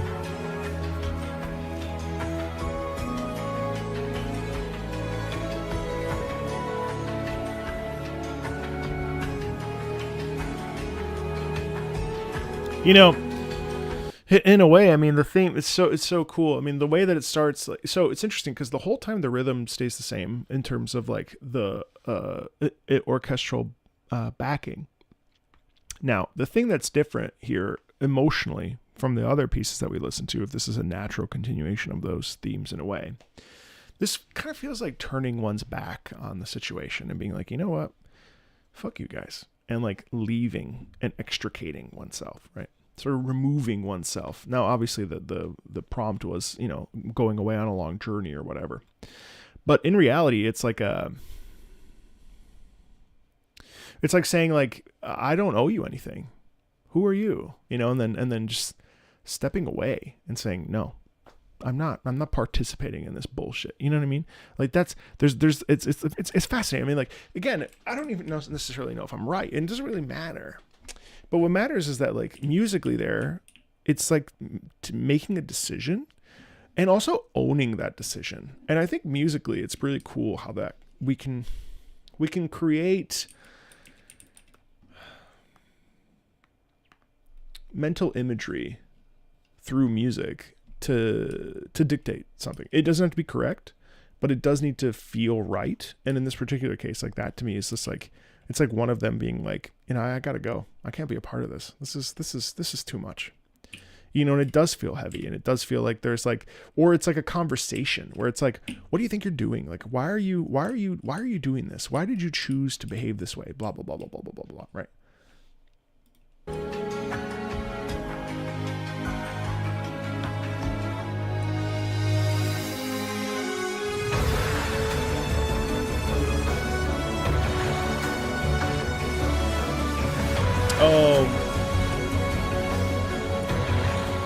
Yeah, there's the motif. Da da.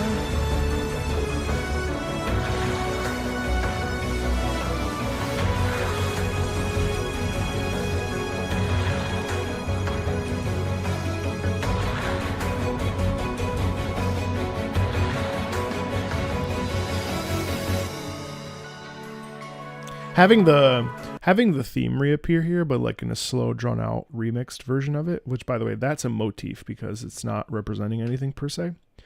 But to me, that sounds like nostalgia, right? Like reflecting on a memory experience, or like reflecting on bonds severed, right?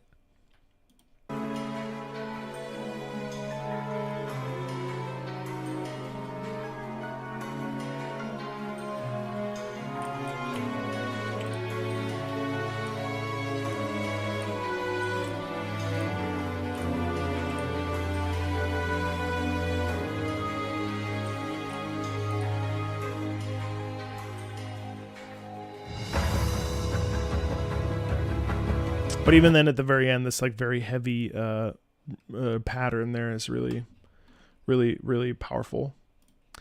Okay, so next up, let me just grab the correct color so I can highlight this. I believe it's this blue. Yep, this is blue. Okay. So then we have the Thunder version. Facing challenges along the way to your destination.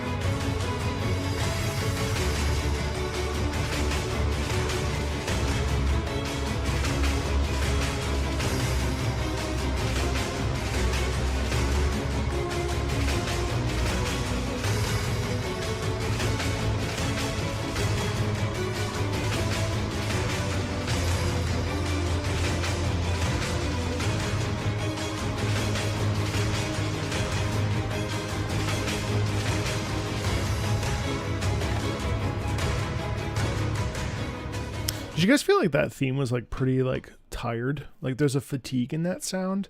It's interesting how even though it's a thunder theme, there's like a not a stretched outness because it's pretty rhythmically tight, but there's a really like sustained like feeling of like an exhaustion. And I don't know if you feel that way, but that was definitely what I picked up on in that. I was like, oof, like this is like it's like, oh my god, like how much more of this do we have to sustain? You know what I mean? It's cool. All right, I think God Shattering Star is next, so I'm gonna present to you my version of God Shattering Star, but I have to warm up. I need to warm up ever so slightly.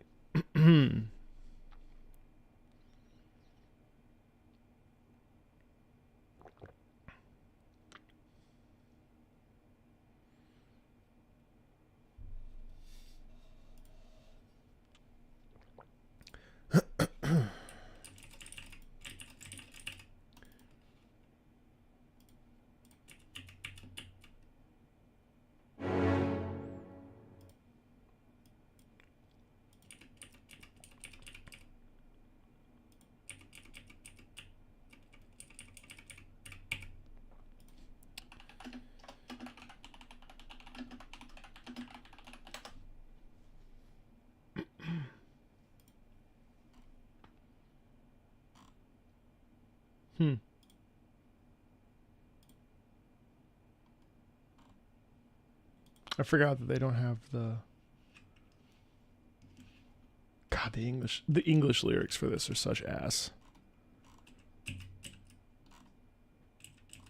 Arise, you who cannot bear death. So I'm just gonna make it up. Yeah, I'm gonna make it up.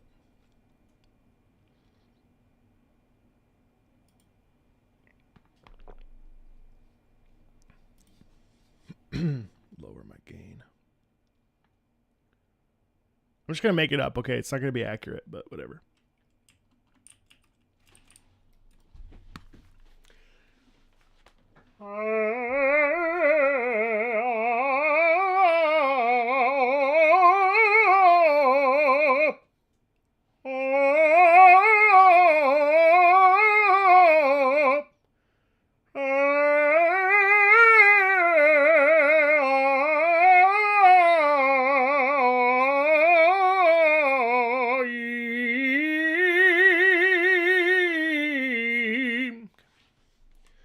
That'll do.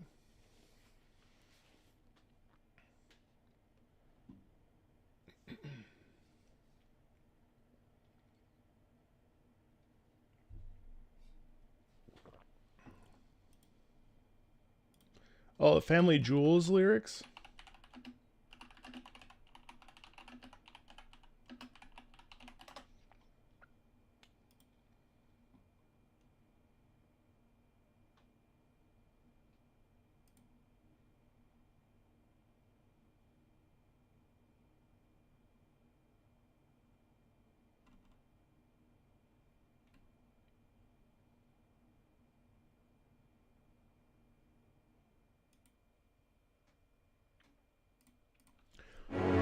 Awaken, ye deathless souls. Ugh. Bring to me your steel. For all those who have fallen, we rebel. We rebel. No, those are terrible. I don't just make it up. Don't.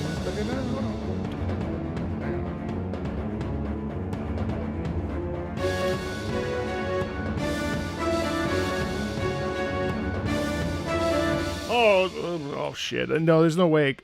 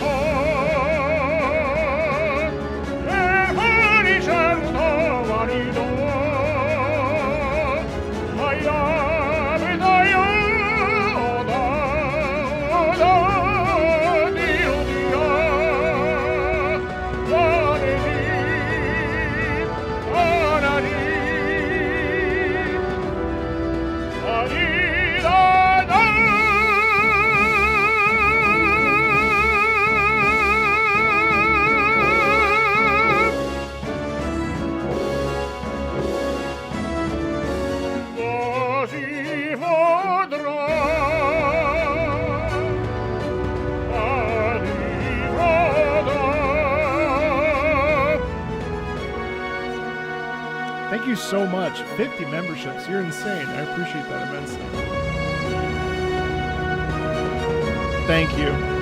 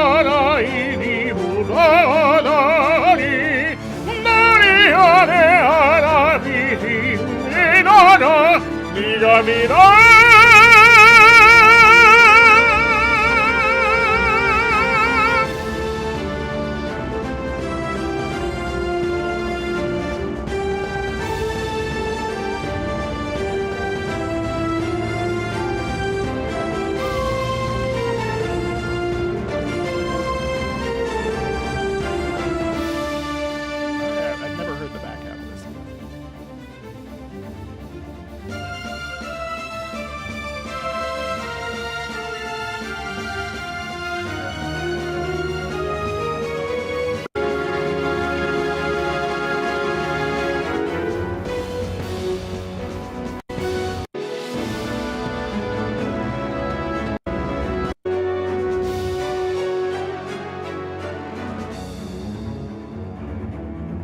Actually, okay, I don't know how that ends. Hold on, let me listen to the actual version. How's that end? Sorry, one sec.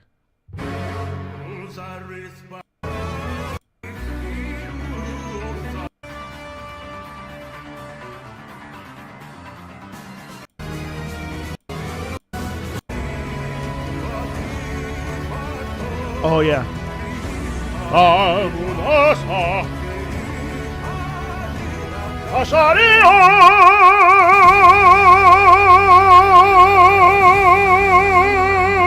Yeah. What a sick track, bro. Also, holy shit, 50 subs. That's insane. Thank you so very much. Sakai no Warida. You've been very generous today. I appreciate that immensely. That was fun. I'll actually learn the words and then actually do a cover of it because it's right. It's actually like the perfect song for me, and it's in my range, like primo. So let's listen to the. Oh, is the Thunder version just the acapella version? Is it? Os mares passado. Oh yeah, you're right.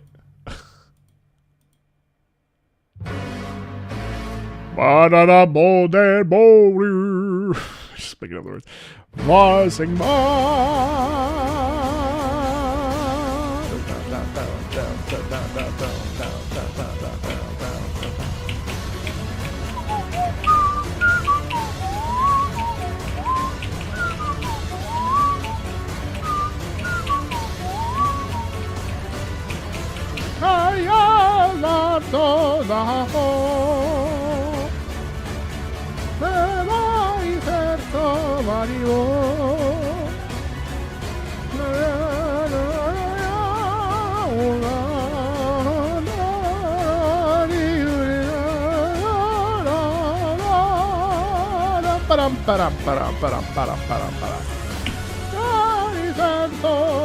Yeah, there's less stops, so it's like it's more of a. It like kind of hits you in the face a little harder because it's unrelentingly moving.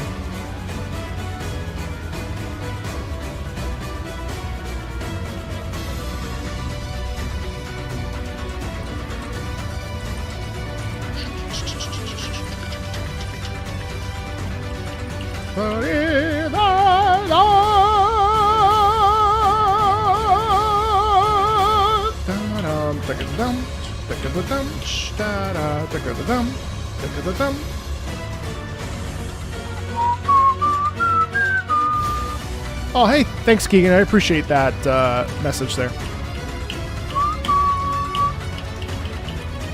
Da da ya da da da da.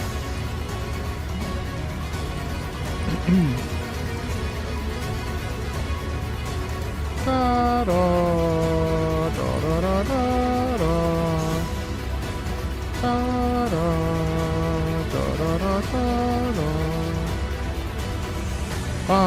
ri cha sa la de da la de la da.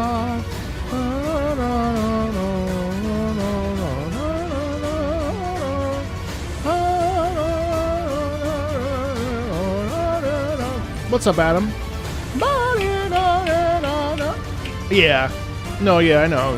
We got it.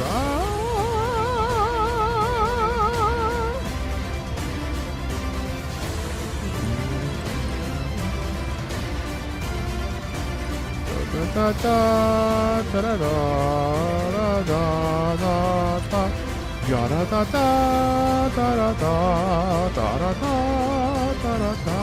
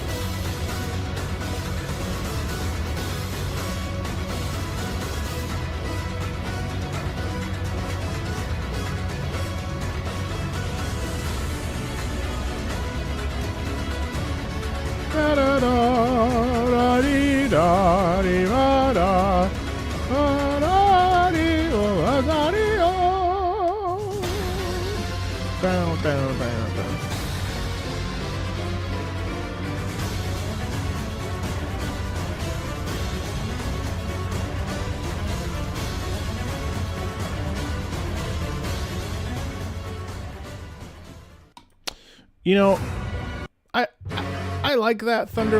Oh, I like that Thunder version, but it's okay. It's really actually not. It's inferior to the Rain version personally. But I think that partly is because I just really like the tenor. I just like the tenor. So I think like while it's not bad per se, I just kind of find that it's just sort of there. You know what I mean? Yeah, it's fine. I like the character of the piano version much more personally. Is there a place to look and see if I've already reacted to it? What is it? I can look it up right now. A Funeral of Flowers. Okay, so this is the inverted one, where the Rain. I've heard the Rain one. The Rain one is better, I think. I don't think I've heard the Rain version though. Hold on.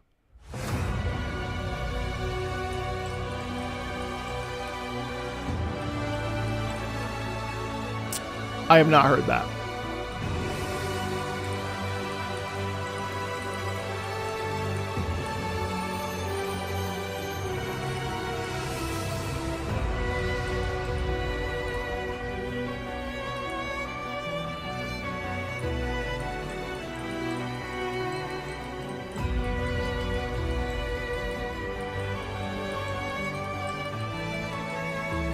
I don't think that's on here though.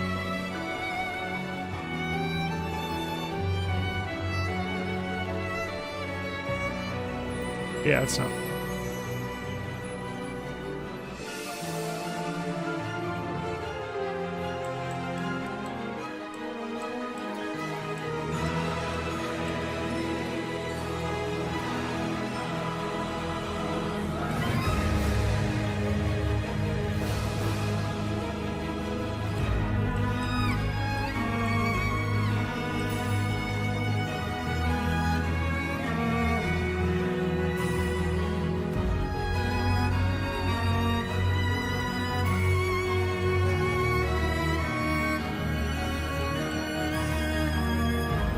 Oh, my video pops up. Oh, right here, yeah.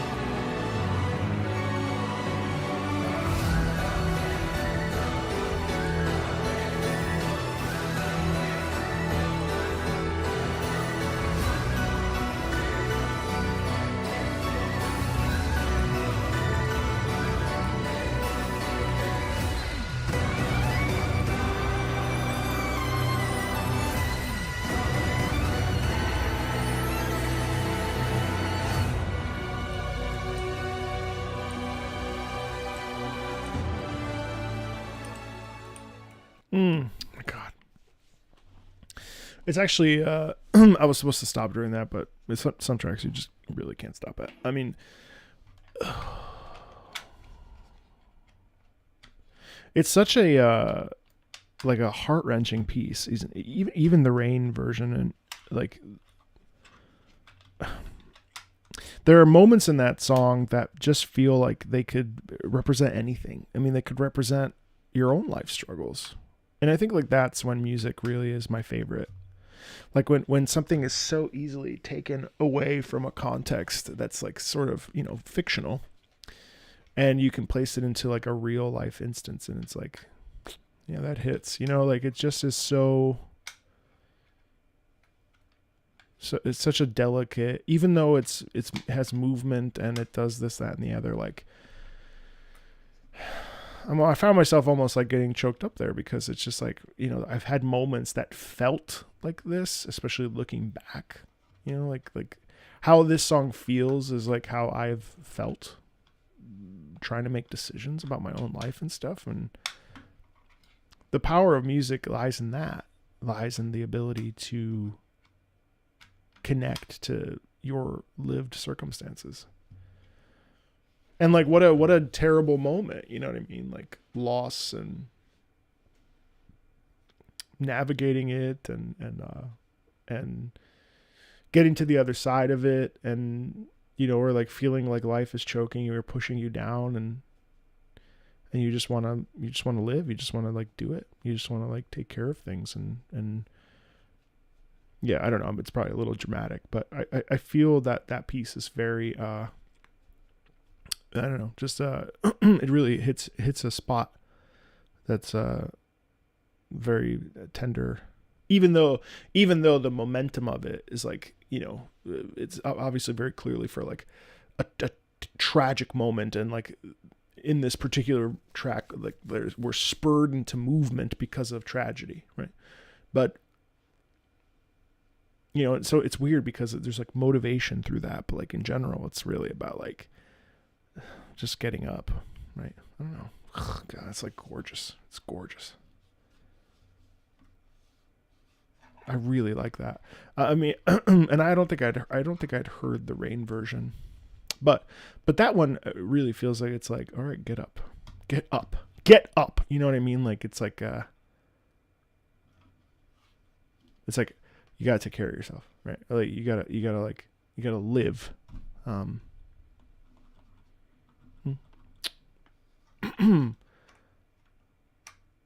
Am I holding up okay? Yeah, I'm fine. Are you okay? Yeah, no, I'm fine. I feel like if I start to feel like I'm not contributing, what's up, meow?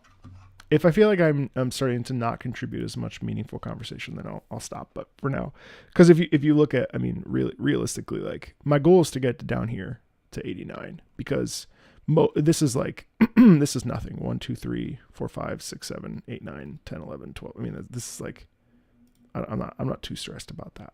And there's a big chunk here where I'm just listening, so I'm not super worried about it. Thank you though. I'm okay.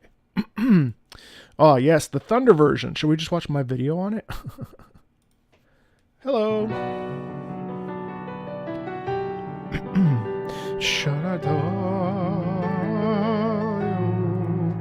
I mean, I have to say, like, this is a superior I mean, it's just superior in every way. Like, in terms of its compositional structure and the style, and like the piano being the dominant instrument. What did I say about this? I'm sorry, not to like be weird, but hi, my name is Marco. I'm a former 2 years ago. Sweet little boy. Oh man, I was thin. I gained weight. Hold on, I just want to see. Oh man. Man, this guy doesn't know fuck all. Look at him. He's just trying to pull something out of his ass. That's good. Nothing. A Funeral of Flowers. Old person in the game. Do I remember it? No. I think maybe is it. See, even then I thought someone died. Something is to come that is quite bad. You know, I wouldn't have expected it to go this way. I would have expected something a little bit more peaceful, a little bit more still. And yet there's always a sense of movement here. It's almost like the game doesn't want you to mourn. It's almost I could see that.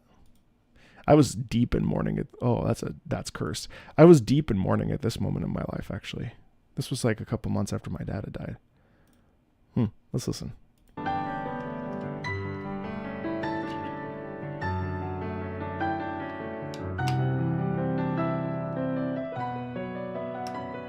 Wait, that was the rain version?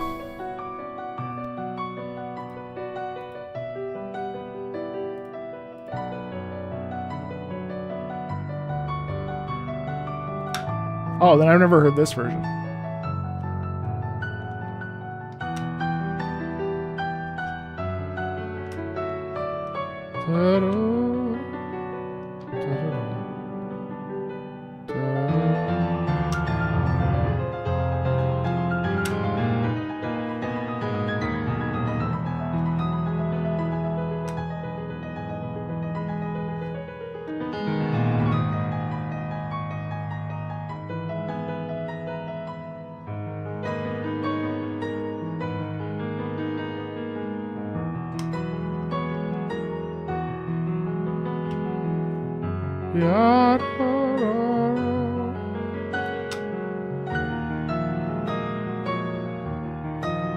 Wow, the delay on that delay is cool.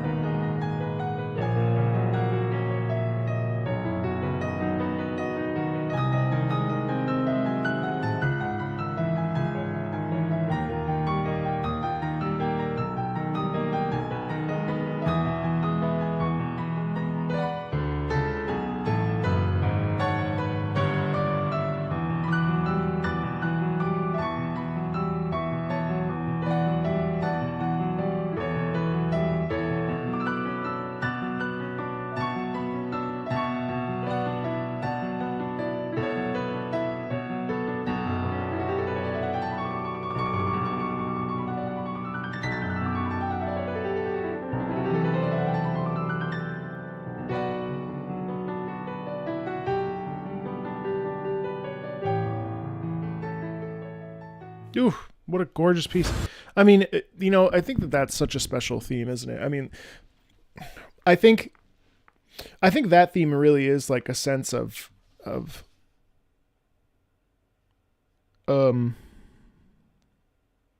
don't think it's a weak goodbye, but I think it's a goodbye where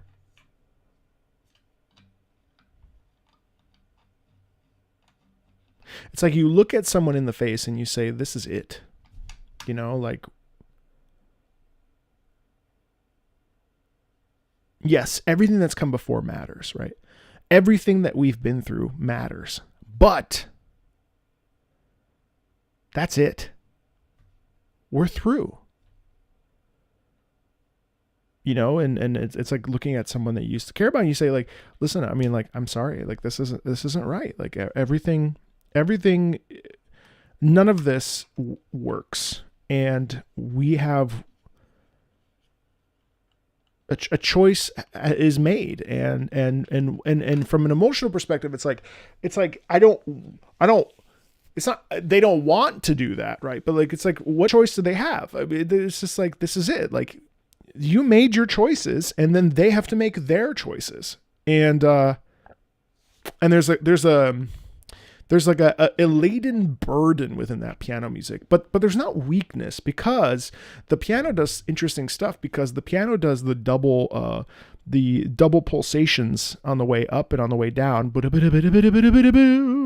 and also the chords, the intervals in the right hand of the piano are quite large. So that's providing body, and that's providing size. You know what I mean? Which is cool. I find that it, yeah, I don't know, just spinning on that. It's a really nice piece. Really nice piece. I had not heard that. I guess I had heard the Rain version, but yeah, I mean, they both serve different purposes, but I think for personal preference, as a person who loves piano music, I think that the Thunder version definitely takes the cake for me. Rain, though, is interesting, because Rain, again, like what I said 2 years ago, like Rain doesn't feel like it wants you to stop. Like, you can't stop. You know what I mean? And I like that. I like that it's like, what the shit? And like, you can't like turn around or slow things down. You're like in motion, and what you have to stay in motion. Whereas with Thunder, it's like having a still moment of looking at someone and being like, bro, what the fuck just, you know what I mean? Like, what are you doing? Like, that's how it feels when you listen to that. So it's cool. Okay. So next up is The Apex of the World. Hey, wait, have I listened to this? I think I have. Hold on.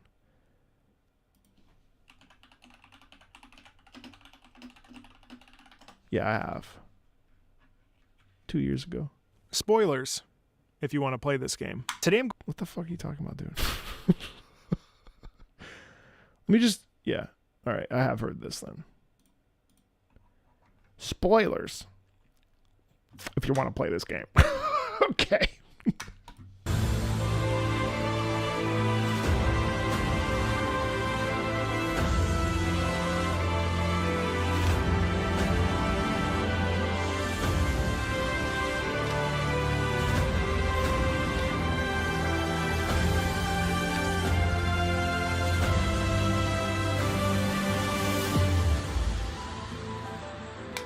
Oh, yes.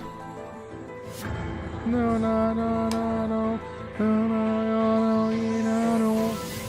Yeah. So let's reanalyze this piece. What a terrific. Yeah, I don't want to spoil myself. Watch out. What a terrific piece. So I think, first of all, the chanting is just outstandingly cool. I think that the chant really provides that sense of like bubbling over. And what's also really fun to me is the very slow, oh god, what's the theme called? It's called edge of the world, edge of the world,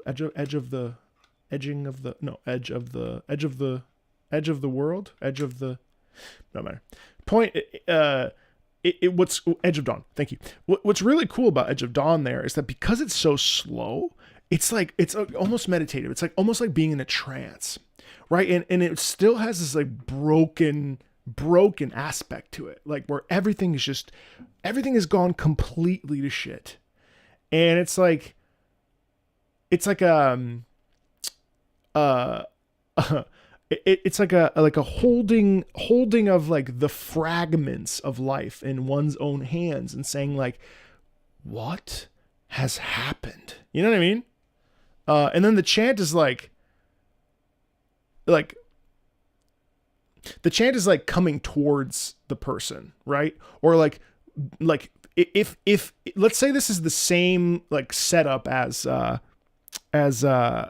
the previous song. Oh my god, my brain, I like can't remember the name of the track. Edge of Funeral for Flowers. Yeah. So I feel like A Funeral for Flowers and The Apex of the World, in my mind, I could totally see this being the same context. So like, a person you have this quiet moment with a person, and then now it's like, well, you know what? It's too late. And you just like grab your halberd or whatever. You know what I mean? Like, this is the moment. This is the moment. Edge of Kyat.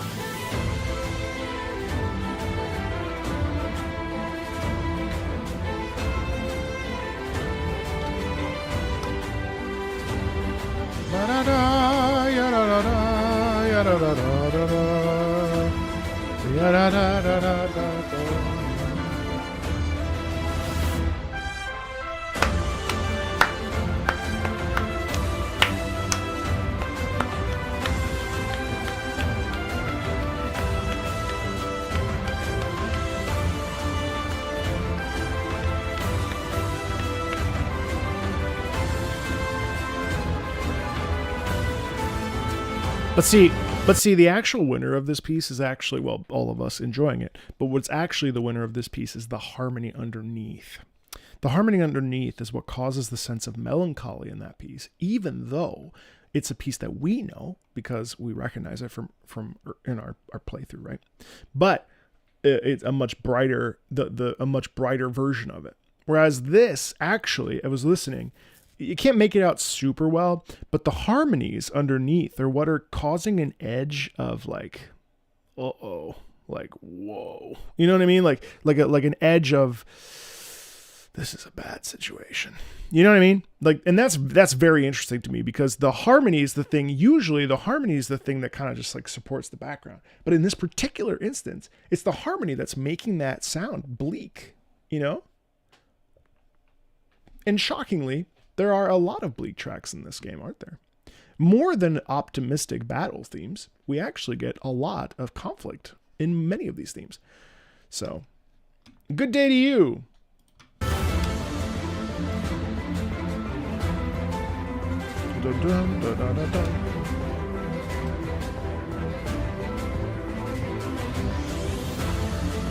Like trepidation, sure.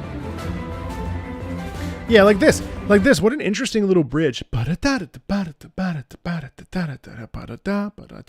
And like that's like again, that's like questioning everything. You know, it's like it really, the stones are on the chest here. You know what I mean? Like, how do you move? How do you navigate this? Whatever the circumstances are, like there's a feeling of like weightiness of like, man, I don't know how do we like come back from, like, how do we change? And so much of this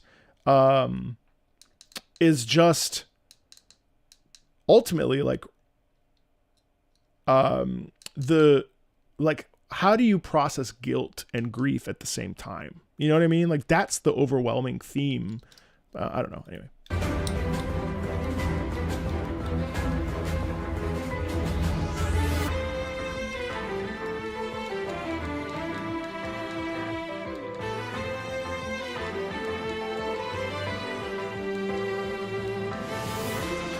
Hey, what if because there's three different instruments, the three different instruments represent the three houses. So you get the strings, you get the harmony, like with the cellos, and you get the violins, the cellos, and then you get the piano.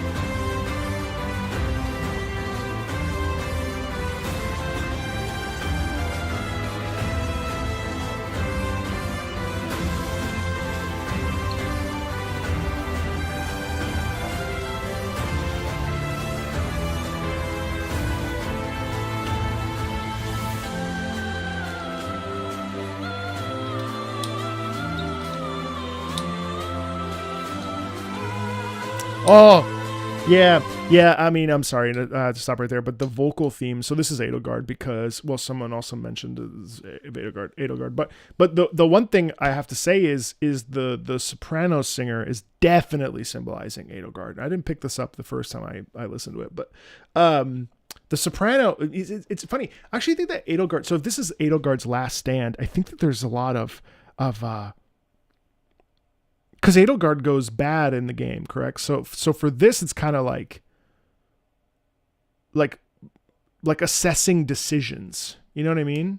Corrupted Edelgard when she gains an insane amount of power. Yeah. And maybe the subtext of that is like, I wish that I didn't have to have this responsibility, or I wish that this wasn't mine, or it just is, this is who she is now. You know what I mean? It's cool.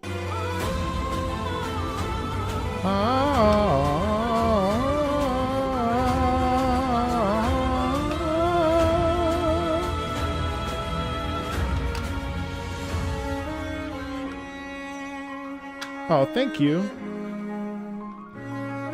Yeah, but I think it is. Personally, I think it is. It is the feeling of guilt and remorse, because, or it's Dimitri if it's Dimitri versus Edelgard, because the cello and the slowdown of this is the fact that like one of them has to kill the other, right? Edelgard started a war against the church. Yeah, I remember that. So one of these two circumstances is true. You know what I mean? Like one of these things is a reality, and I think that there is guilt, and it's really cool.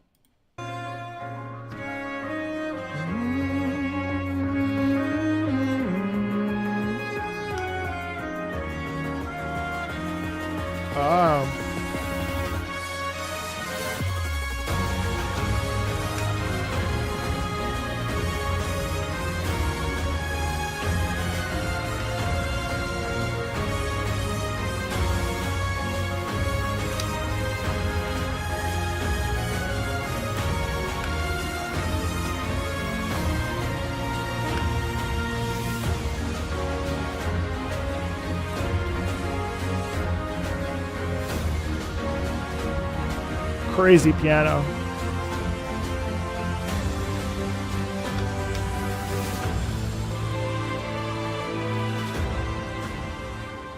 Well, the only reason I bring up the whole like Edelgard thing is because, and again, I don't have to be right, but like one of the reasons why I bring it up is the idea that like if Edelgard's been just so like hardcore going, 10 miles a minute, then of course, and there's like collateral, right? Like of course that there's gotta be, the thing is like no villain, unless it's like a cartoon villain, which I mean these are cartoons, will just be one dimensional in the sense that like there might be some true regret there. You know what I mean?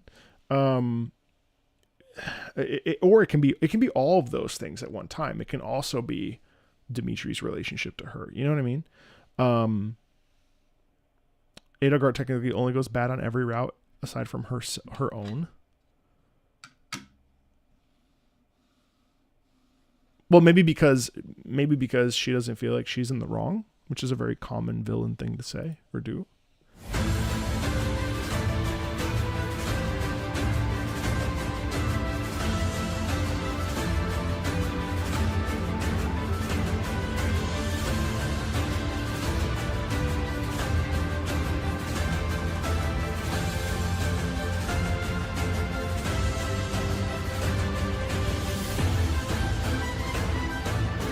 But I think most villains are justified to themselves. Like, sorry, just to like tangent. Like, something I always found really, and I don't really necessarily care if it's right or not, you know what I mean? But like, there's a character in Tosca called Baron Scarpia, and he's super conniving. He uses the church as a weapon against Tosca. He uses Tosca's love for Cavaradossi to like get to Cavaradossi. And like there's all this stuff that he does for the good of the church and to put away a criminal, right? And interestingly enough, he's also one of the biggest villains in operatic musical history. And so it's like you could view him as a one-dimensional villain, or you could say, well, he's justified in his own actions. You know what I mean? I find that really interesting. I'm enjoying reading what you're writing too, by the way. But I just figured I would point that out. Like, I find that really interesting.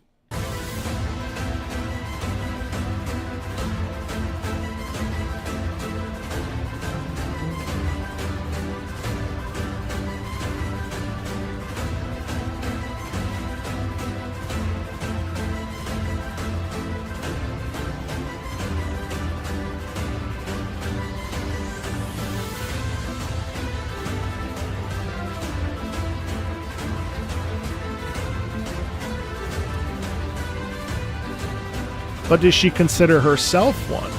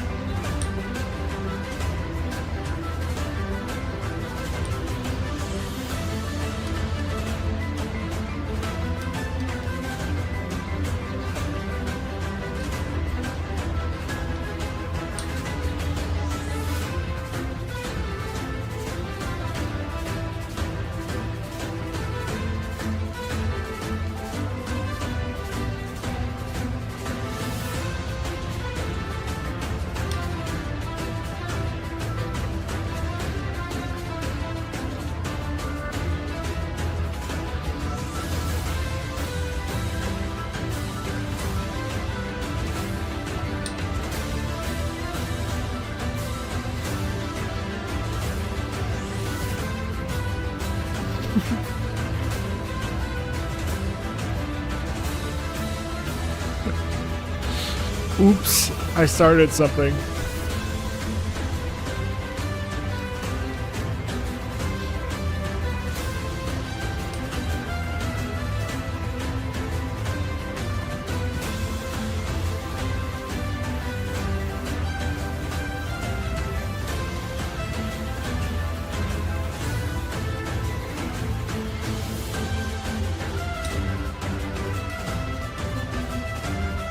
Man, that's beautiful.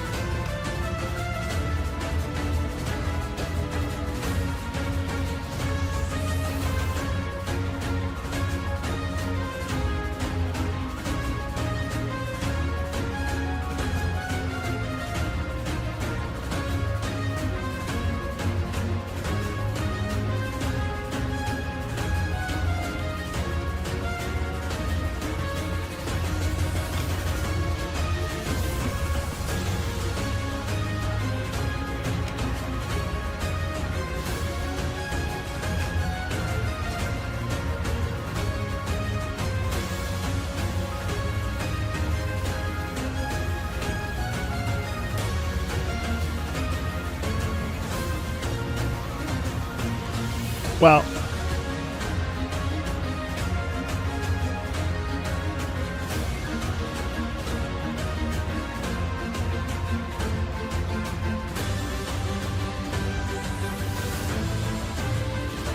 what I will say from a musical perspective is that whoever that's about, whatever Thunder theme is about, is a hero. Now, who is that? You know, is it Dimitri? Is it Edelgard? But the music implies that someone is a hero. I don't know who, right? But someone is a hero. Someone is, and especially the back half of that. The back half of that theme is absolutely, well, hype. Yeah, is definitely the word. The back half of that is incredibly heroic, and the back half of that is very much like, this is happening now. We are making a choice. We are moving forward with that decision. And and that's the end of the story. You know what I mean? And so, interestingly enough, I mean, you could argue who that represents, but it's cool because there are so many layers as to who or what has like whose theme is symbolized by what musically. You know what I mean? Oh. Well, you think it's Byleth because whoever... Oh, okay, yeah, well then... Okay, well, I don't know. I just wanted to be involved in the discourse. It sounded fun. I want to fight with people! Tifa or Aerith? Neither. The whole game's not... No, I'm not gonna open that door. Dwelling of the Ancient Gods. Yeah, Yuffie's the only right answer. Dwellings of the Ancient Gods. Sounds like investigating something underground in a cave. I wanted to be on a team. I didn't like being in the middle. It didn't feel good.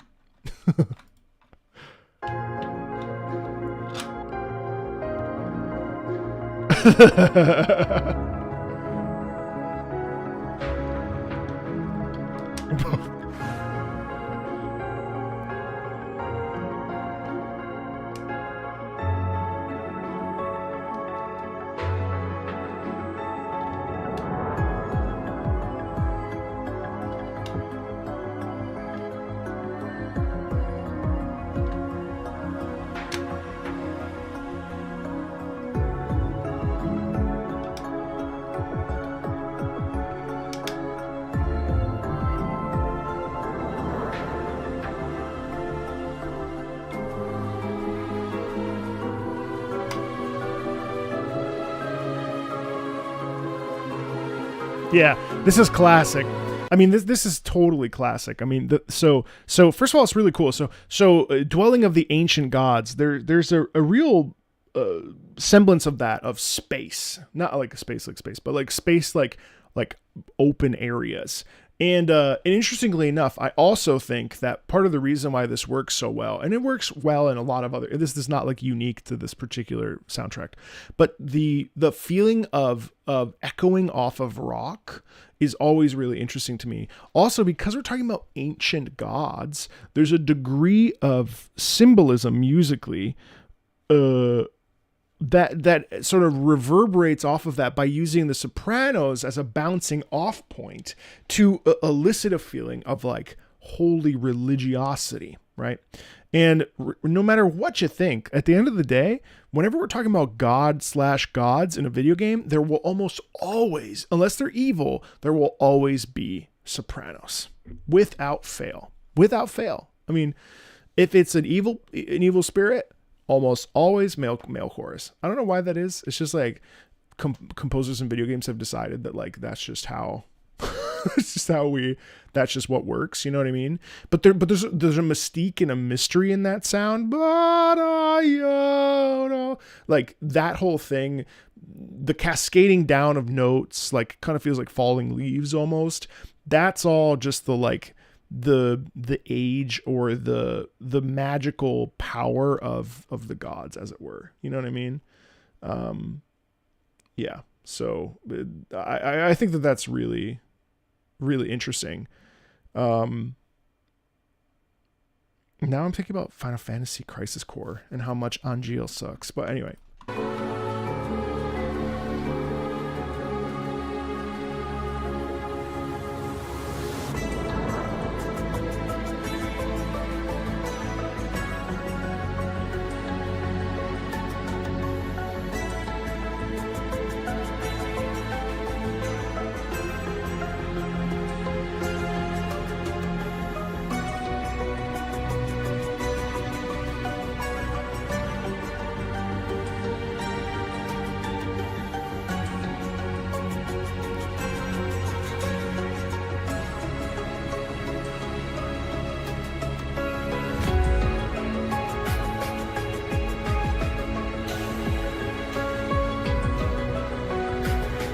Yeah, the EDM goes crazy hard in this, doesn't it? So I love the piano. The EDM is strange. I I don't know how I feel about it, but what I will say is the EDM the piano ba-da-da-da. Again, if we break it apart, hold on a second, let me rewind. Like, what does that mean? You know what I mean? Ba-da-da-da. Like, isn't that interesting? Da da da da da da.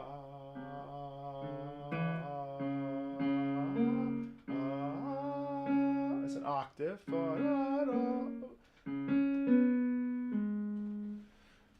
It's interesting because that's C sharp, C sharp.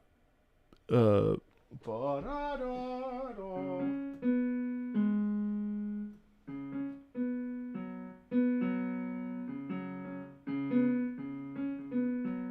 Yeah, so it's C, C sharp, C sharp, C sharp, B, F sharp. And to me, it's like, what does that even say? Like, it's such a, to me, it sounds like the music is saying Fire Emblem. It just says Fire Emblem. That's what it means. But you know what I mean? Like even a simple phrase like this.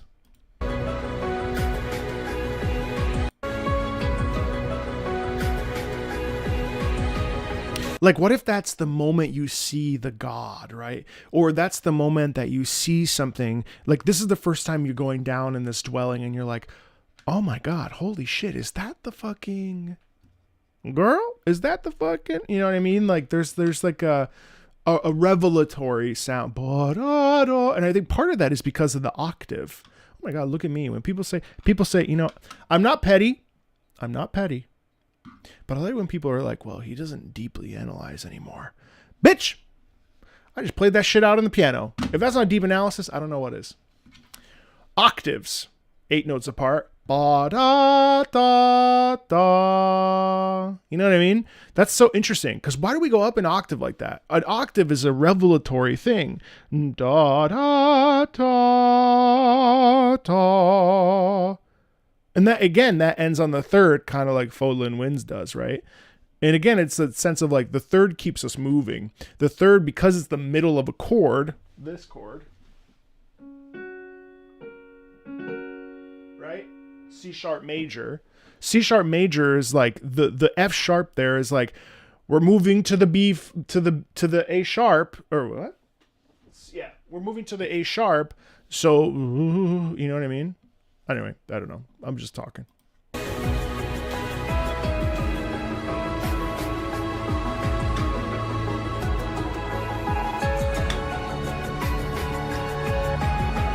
Oh. Thanks, Azure.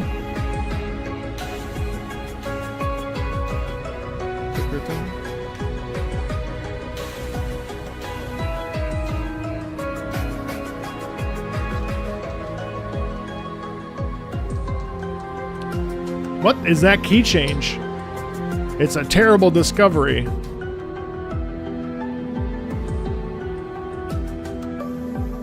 Oh, wait, so in that case,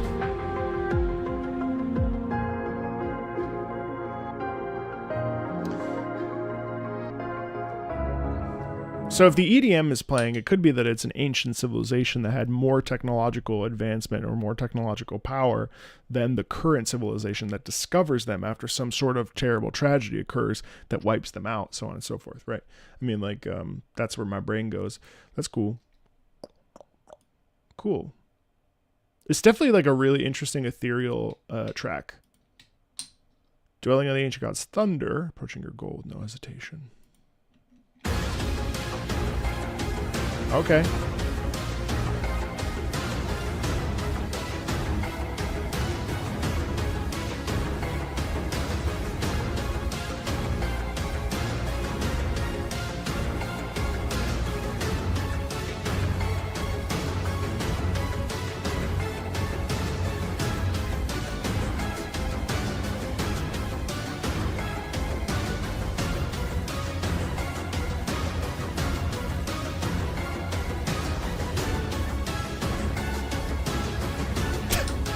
Dynasty.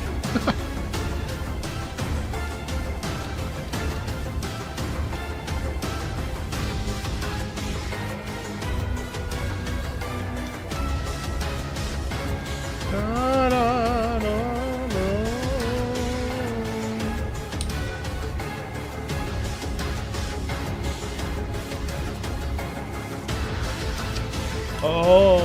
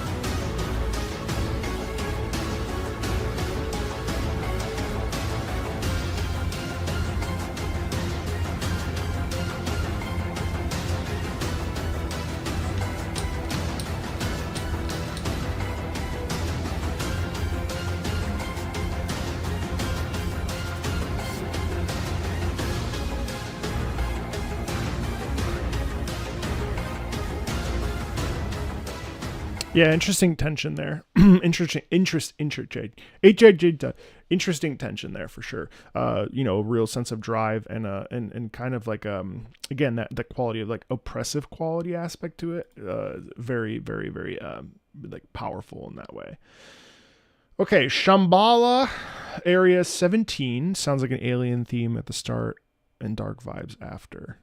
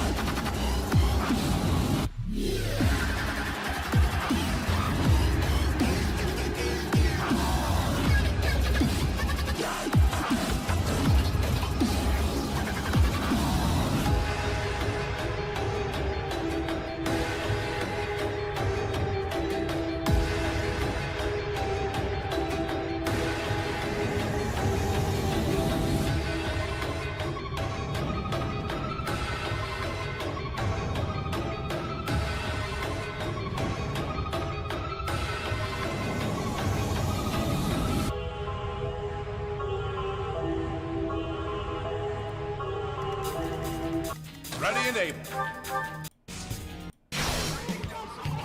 All right, hold on. I was supposed to analyze that.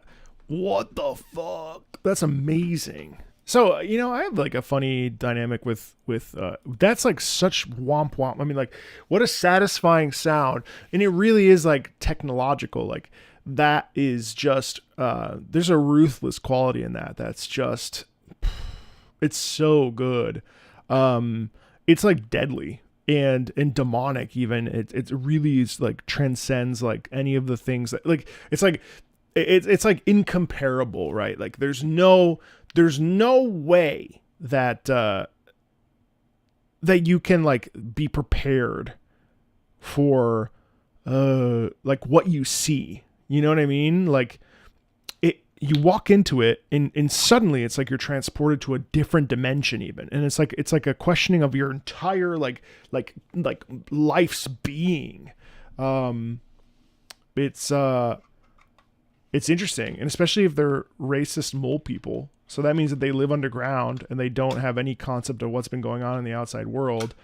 And there's they're brutal and they just like will fuck you up. Like what an incredible track. I really want to, so let me just, wow, like that was probably the track that I was like, what's happening in the game right now? I don't know if this is it actually, but. Ready and able. My turn. I'll crush them all. Oh, lovely. Onward. See the sunlight again. I'll handle this.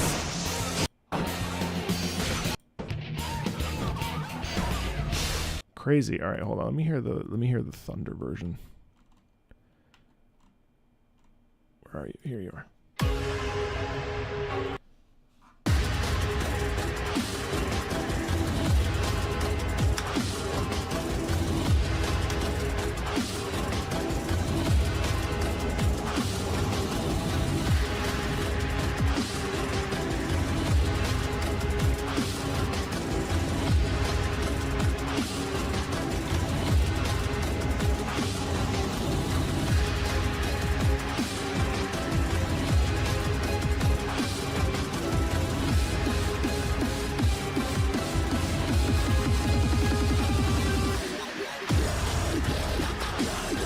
Oh, I forgot about your notes.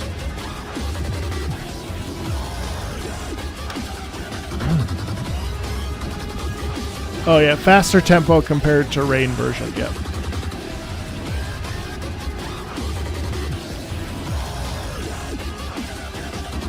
Oh, never mind. Disregard that track. Why would they do that? Disregard that video.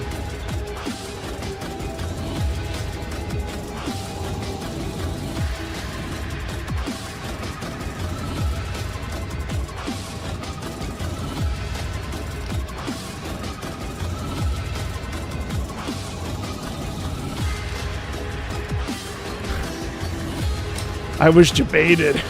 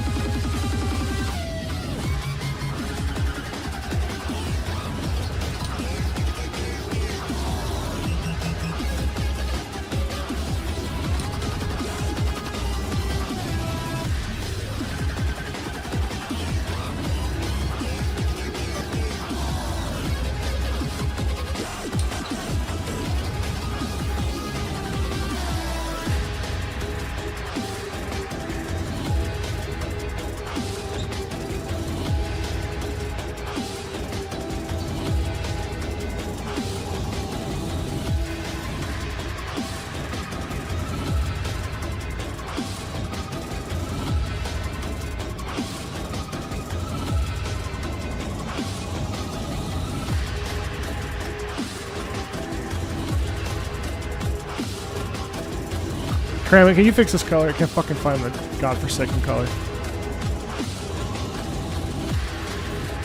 Am I colorblind? Oh my god. Wow. I fixed it.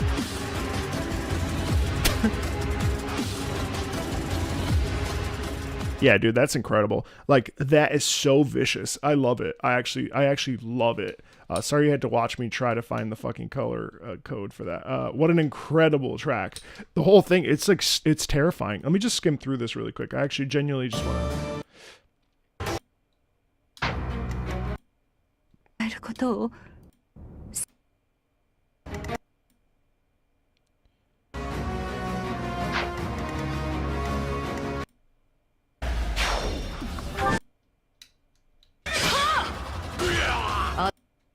来ますか。脱ぐのだ。未来永劫人の世から葬り去るのだ。今こそタイタニスの呪縛を解け。その軽さの体に。 Oh, that's cool. I mean, it's like so visceral. Remove the binding spell of Titanus and let their metal bodies be drenched in blood. Damn. It's fucking amazing. Yeah, I love that track. I love both of those tracks. Those tracks were astoundingly good. They were like spicy shit too. Yeah, I really liked both of those. Let me highlight both of them.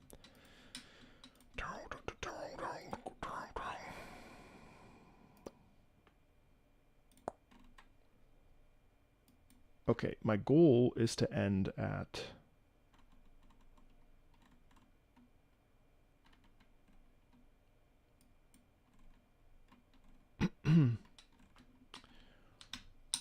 probably Guardian of Starlight, I think. All right, so let's do Tempest of Seasons, Rain. A build up to the start. Love the strings in this piece.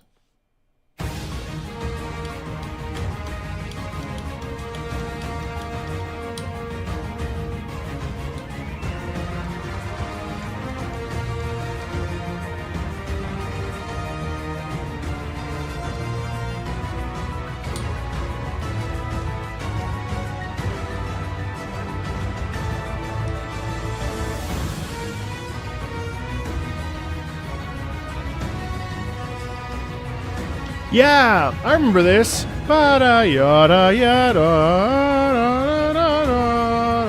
Wait, when does this play? This is amazing. So I actually love this phrasing. Yada yada ya, ba-da, yada, yada, do.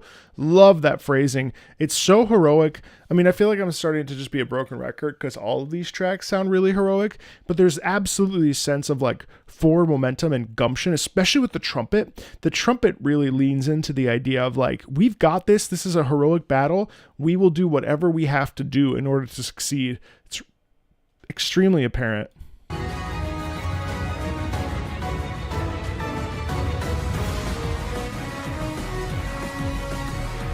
Oh, there's some dubstep there.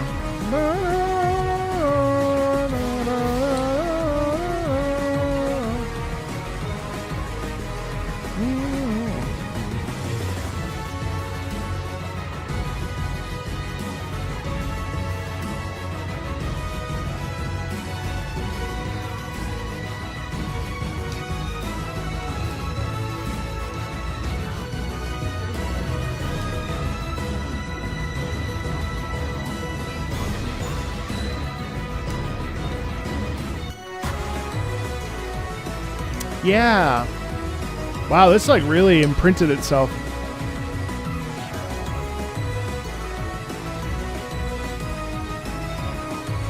Yeah, it's industrious, it's productive, it's like it moves along, it like makes you feel like hey, you got stuff to do, like you got to do this stuff, but it's like it's like, but it's obviously in a much more heroic sense of it, if that makes sense.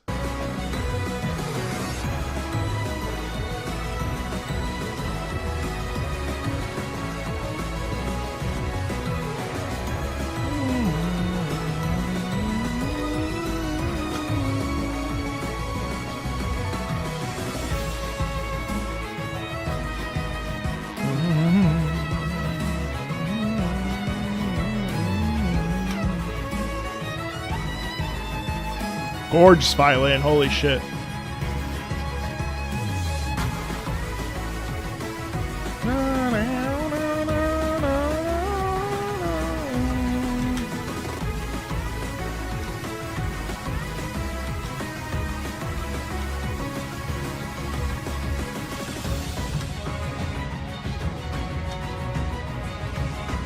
Yeah.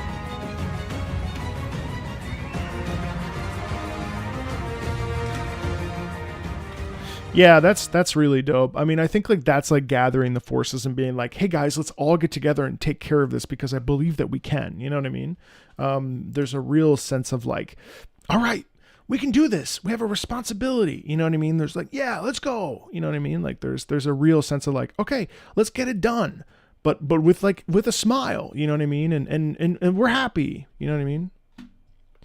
Yada yada ta ta ro to ro to ro. It's really good.